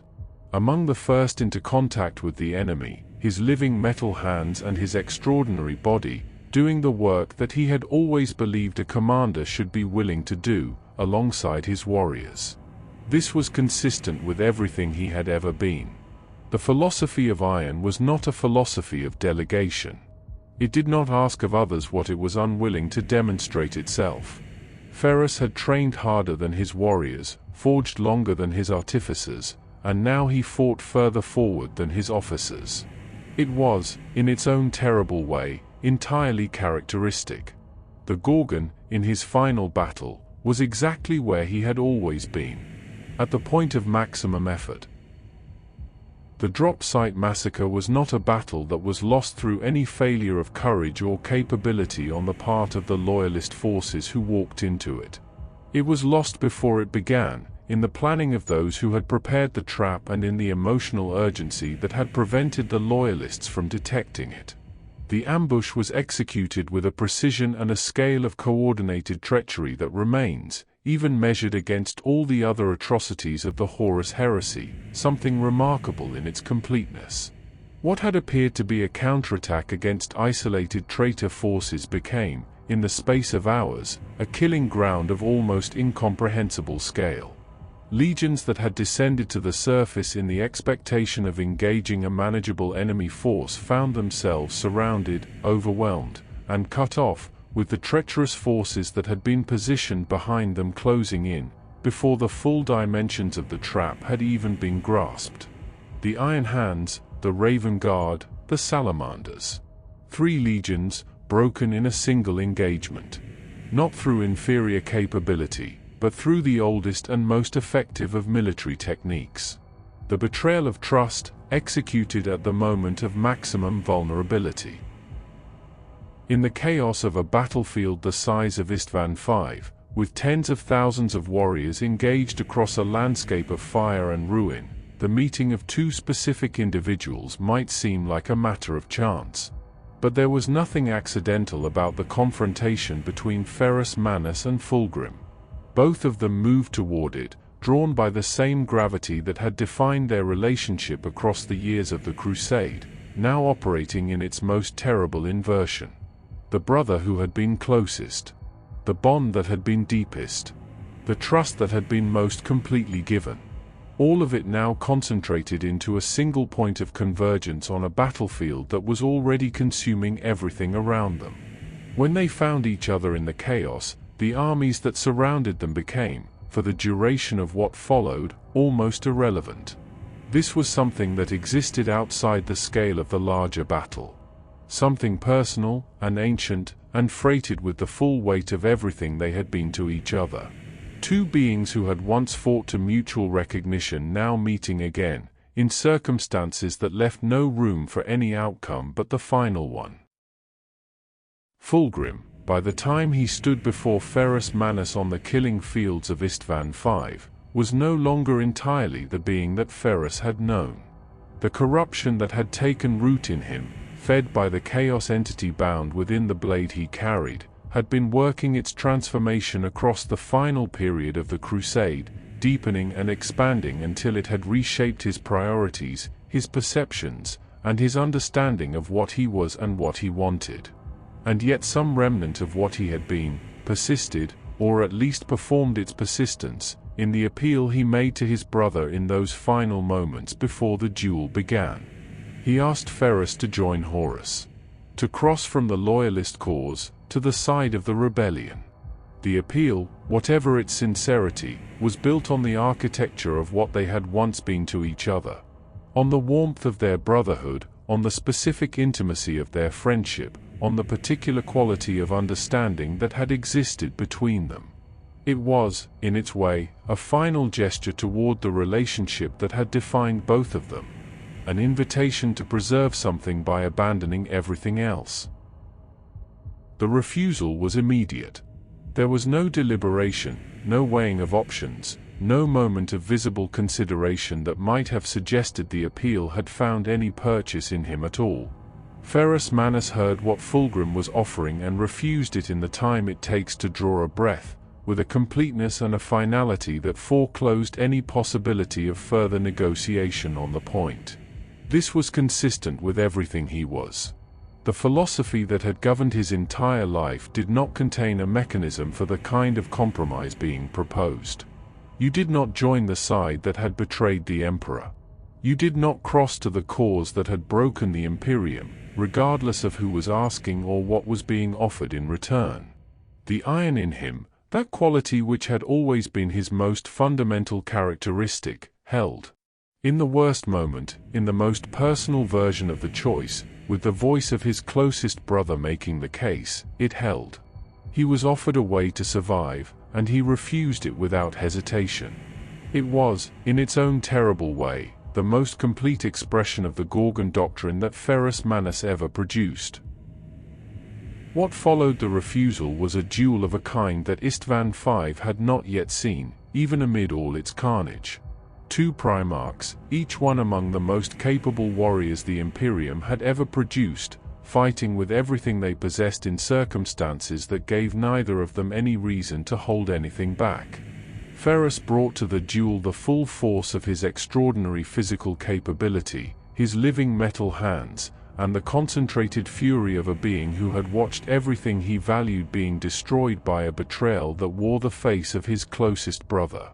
Fulgrim brought something different and something darker, the enhanced capability of a being whose corruption had expanded his power in ways that went beyond the natural limits of even a Primarch, fueled by the entity that had been working its transformation on him across the final months of the Crusade. The duel was savage in a way that the word barely captures. It was the collision of everything these two beings had been to each other, expressed in the only language that the situation had left available to them. It was also, from its earliest moments, not entirely equal, and the inequality was not in Ferrus's favor. The weapon that ended the life of Ferrus Manus was Fireblade. The sword he had forged himself, in the famous contest of craftsmanship, in the warmth of a brotherhood that had seemed, at the time of its making, like one of the most permanent things in the world. He had given it to Fulgrim as a gift, as an act of mutual acknowledgement between brothers, and Fulgrim had carried it across the years of the crusade and into the corruption that had unmade him. Now Fulgrim used it to decapitate the being who had made it. The specific cruelty of this detail, the fact that it was Ferrus's own craft turned against its maker, his own hands' work become the instrument of his death, carries a weight that goes beyond the merely symbolic. It was as though the universe, or something in it with a taste for terrible symmetry, had arranged the ending to be as complete as possible. Not merely the death of a Primarch. The destruction of something that Ferrus had made with love, and given with trust, returned to him in the worst possible way. Fireblade, forged in brotherhood. Used in betrayal. The Gorgon fell. In the long and catastrophic history of the Horus heresy, many would die. Primarchs would fall, legions would be broken, worlds would burn, and the dream of the Emperor's great crusade would be consumed in a civil war whose consequences would shape the next 10,000 years. But Ferrus Manus was the first of those 20 demigod sons of the Emperor to be truly, permanently slain. Not wounded and withdrawn. Not defeated and retreating. Gone. His death at Istvan V carried a significance that went beyond the loss of a single commander, however extraordinary that commander had been. It was proof of something that many in the Imperium had not fully believed possible, even as the heresy erupted around them. That the Primarchs could die. That the pillars of the age were not immovable. That the worst was not merely possible but already happening. The first death sent a shockwave through the loyalist cause that was felt differently by different beings, but felt by all of them. Something had been established at Istvan V that could not be unestablished. The age had changed, irrevocably, and the change was written in the absence of the Gorgon. That Fulgrim took the severed head of Ferrus Manus as a trophy is one of the most disturbing details in a battle that contains many disturbing details, and it speaks with terrible clarity to the depth of the transformation that chaos had worked upon him. The being who had once called Ferrus brother, who had forged Forgebreaker as a gift and received Fireblade in return, who had given him the name the Gorgon with the fond familiarity of genuine friendship, now carried the physical remains of that friendship as a mark of victory. The act belonged to the darkest register of what the Chaos powers could produce in those they corrupted. Not merely the killing of an enemy, but the reduction of what had been most valued to a demonstration of dominance. Everything that Fulgrim and Ferrus had been to each other was inverted in that single act. The brotherhood became trophy. The trust became weapon. The warmth became the coldest possible statement about what chaos does to the things that once mattered most to the beings it consumes. Fulgrim carried it away from Istvan V, and what he carried was not merely a head. It was the end of something that had once been genuinely good. Horus Lupercal was not a being lacking in self-awareness, at least in the early period of the heresy, before the corruption had advanced to the point where such clarity became impossible. He understood what had been lost at Istvan V, and the accounts that have survived of his response to receiving the severed head of Ferrus Manus suggest that the understanding was not a comfortable one. He kept the skull nearby, in the way that a being keeps something close that they cannot resolve their feelings about. And he lamented. The War Master who had chosen betrayal, who had set in motion the events that produced the drop site massacre and everything that followed, found himself mourning one of the very casualties that his choices had created. Ferrus Manus had been among the few Primarchs whom Horus had genuinely respected, in the full sense of that word, not merely acknowledged as capable but valued as something irreplaceable. The lament does not redeem what Horus had done or what he would go on to do. But it suggests that even in the War Master's corrupted reckoning, there was an awareness of the specific quality of what had been destroyed. The Gorgon was gone, and Horus, who had made that possible, knew exactly what it meant. The legacy of the Iron Father. There are losses that a military organization can absorb and continue. The death of a commander, however valued, can be accommodated within a structure that was designed with resilience in mind, distributing its identity and capability across enough nodes that the removal of any single one, even the most important one, does not bring the whole architecture down. The Iron Hands were not that kind of organization. They had been built, deliberately and completely, around a single philosophical center. Everything they were, every value they held, every practice they had developed and every doctrine they had codified, traced its origin back to one being. When Ferrus Manus died at Istvan V, the Iron Hands did not simply lose their Primarch in the way that other legions lost theirs. They lost the source of everything that had given them coherence and meaning. The psychological damage this produced was not the clean galvanizing grief that sometimes strengthens those who survive a loss. It was something more destabilizing than that. Something that reached into the foundations of who they were, and found, where there should have been bedrock, an absence. The Gorgon was gone, and the silence he left behind was not empty. It was full of a devastation that the Legion would spend the next 10,000 years failing to fully process. In the aftermath of Istvan V, as the survivors of the Iron Hands attempted to reconstitute themselves and find a way to continue functioning, the direction they moved in was not toward moderation. It was deeper. The cybernetic practices that Ferrus had initiated and the Legion had developed under his guidance had always been extreme by the standards of other legions. Now, unmoored from the particular character of the being who had originally given those practices their meaning and their limits, they became more extreme still. The replacement of flesh with metal accelerated. The surgical and mechanical augmentation that had been a valued practice became something closer to a compulsion.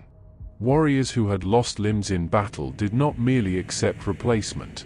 They sought further replacement, extending the logic of augmentation beyond the repair of damage into the deliberate removal of functioning biological tissue.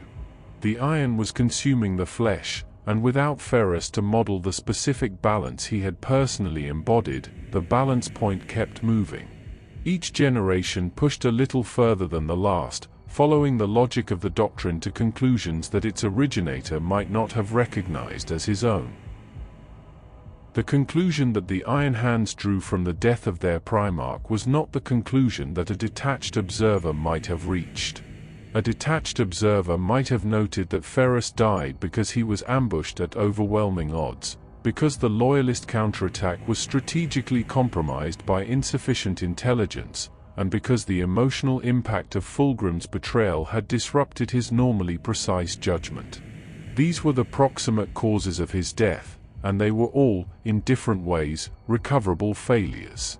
The Iron Hands did not reach these conclusions. Instead, they found a different answer, one that was both simpler and, for a legion built on a particular philosophy, more immediately available. Ferrus had trusted. He had felt. He had allowed the biological realities of friendship and brotherhood, the emotional attachments of a being who was, beneath everything, still partly flesh, to influence his decisions. And he had died.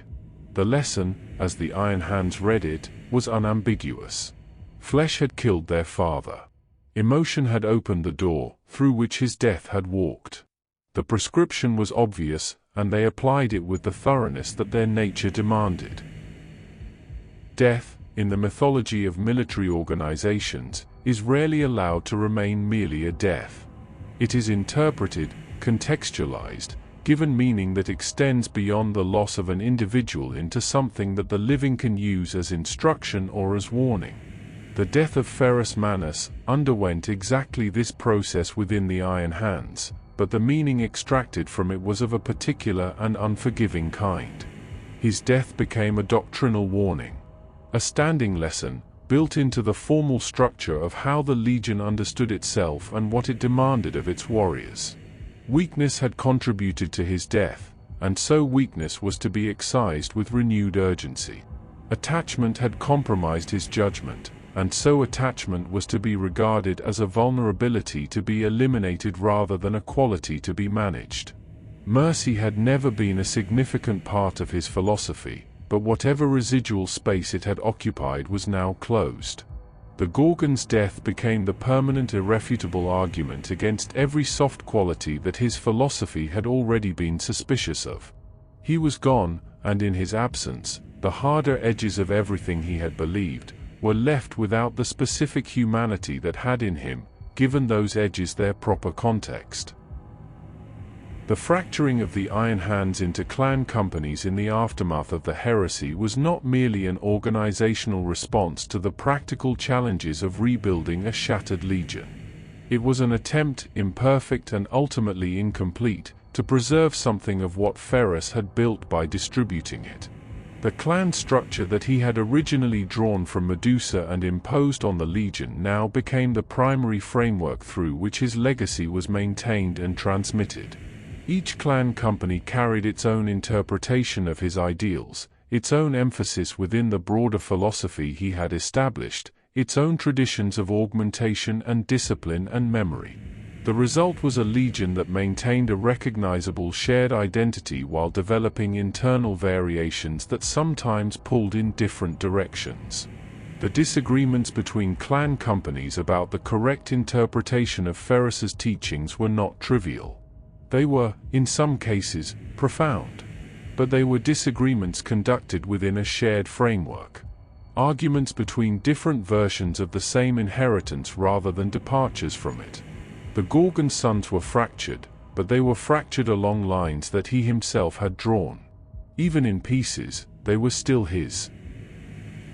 Philosophy, when it is alive in the being who originated it, has a flexibility and a responsiveness that allows it to adapt to circumstances in ways that preserve its essential character while acknowledging the complexity of reality. Ferrus Manus, applying his own philosophy, could make judgments about specific situations that reflected the full dimensions of his thinking, including the dimensions that his formal doctrines did not fully capture. When that philosophy was translated into institutional doctrine, codified into training manuals and formal procedures and the accumulated weight of 10,000 years of Legion tradition, something was inevitably lost in the translation. The living intelligence that had known when to apply a principle and when the principle needed to bend was no longer present to moderate the application. What remained were the forms without the originating spirit. The discipline became rigid. The augmentation became systematic in ways that went beyond adaptation into something closer to ritual obligation. The harsh respect for function over sentiment calcified into a dismissiveness toward any quality that could not be immediately measured and quantified. Ferrus's philosophy had been hard but not inhuman. What it became, institutionalized across the millennia, was both. The reverence that certain Mechanicum sects had quietly extended toward Ferrus Manus during his lifetime did not diminish after his death. If anything, the manner of his death, at the forefront of a desperate battle, refusing the offer of survival, cut down by the weapon of his own making, in the hands of his corrupted brother, provided exactly the kind of narrative that martyrology requires. A life of extraordinary capability and uncompromising principle, ending in a death of terrible and resonant significance. The sects that had seen in him a manifestation of the machine god's qualities now had a complete story to work with. He became, in their devotional tradition, something approaching a machine martyr. A figure who had embodied the values of the Omnisire with a completeness that biological existence had ultimately been unable to sustain, and whose death had transformed him into something more permanent than any living being could be. Icons were made. Ritual observances developed. The Ferrus Manus of these devotional traditions bore a complicated relationship to the historical figure, emphasizing some qualities and softening or ignoring others. But the reverence was genuine, and it persisted, passed down through generations of Mechanicum initiates who had never known him and who understood him entirely through the medium of myth. Among the stranger threads that ran through the mythology accumulating around Ferrus Manus in the millennia following his death was the suggestion that his story was not yet complete. The rumors took various forms in different traditions and different corners of the Imperium, but their essential content was consistent. He would return. When humanity had finally achieved what his philosophy had always demanded of it, when the weakness of flesh had been sufficiently overcome and the iron qualities he had championed had been sufficiently embedded in the character of the species, he would come back.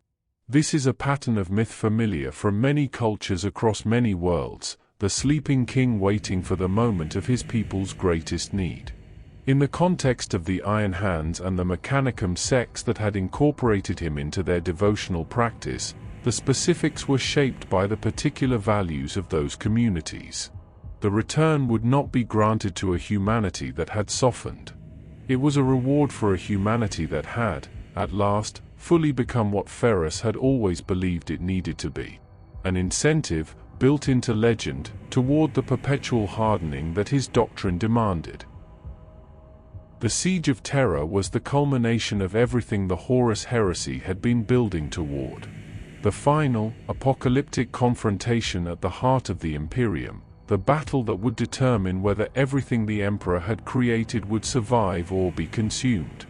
In its aftermath, as the survivors attempted to comprehend what had happened and what it meant, reports began to circulate from Medusa, the world that had made Ferrus Manus. The volcanic death world whose hardship had forged him into what he became. Warriors and observers on that world described, with the uncertainty that accompanies any account of something that exceeds ordinary experience, what they could only characterize as psychic echoes of their lost Primarch. A presence, felt rather than seen, moving across the landscape of Medusa in the period following the siege. Whether these reports represented genuine psychic phenomena, the particular sensitivity of a world attuned to its most famous sun, the wishful perception of a people still mourning a loss that had never fully healed, or simply the human tendency to find meaning in coincidence during moments of extreme emotional significance, no authoritative account ever determined. But the reports were made, and recorded, and they passed into the body of legend surrounding Ferrus Manus, as one more detail that history and myth could not cleanly separate. 10,000 years is a span of time that does strange things to the boundary between history and legend. The documented facts of a life, however extraordinary, become surrounded by interpretation and embellishment, by the accumulated weight of everything that subsequent generations have needed the figure to represent, until the historical person and the mythological symbol become increasingly difficult to distinguish from one another. This is what happened to Ferrus Manus. The specific, complex, sardonic, brilliant, flawed, and deeply human being who had grown up alone in the wastelands of Medusa, who had forged weapons of extraordinary quality and led campaigns of extraordinary effectiveness, who had trusted a brother and paid for that trust with his life, was gradually subsumed into something larger and less specific. He became a symbol of ruthless strength, of the uncompromising rejection of weakness, of the iron that endures when flesh has failed. The symbol is not false. It is drawn from something real. But it has lost, in the process of its formation, the particular humanity of the person it was drawn from. The dry wit. The specific warmth of his friendship with Fulgrim. The craftsman's satisfaction of a perfectly made thing. These are the parts of Ferrus Manus that the symbol does not carry. And their absence is, in its own quiet way, another kind of loss. And so we reach the end of his story, or at least the end of the part of it that can be told with any confidence about where history ends and legend begins. Ferrus Manus, the Gorgon, the Iron Father, the first Primarch to fall. A being who came into existence on a world designed to break everything it touched, and who was not broken. Who built a philosophy from hardship and forged a legion in its image. Who trusted, once, with a completeness that his philosophy had always warned against, and who paid for that trust on the killing fields of Istvan V. Who refused, in his final moments, the one thing that might have saved him, because refusal was the only answer that his entire life had been building toward. He is gone, and he has been gone for 10,000 years, and the Imperium he fought to build still carries the mark of what he believed. In the iron-limbed warriors of his legion, still pushing flesh further and further from the center of what they are. In the cold logic of military doctrine that has no patience for sentiment or ceremony. In the creed that echoes through the millennia, as simple and as absolute as the being who first gave it its full meaning. The flesh is weak. The iron endures.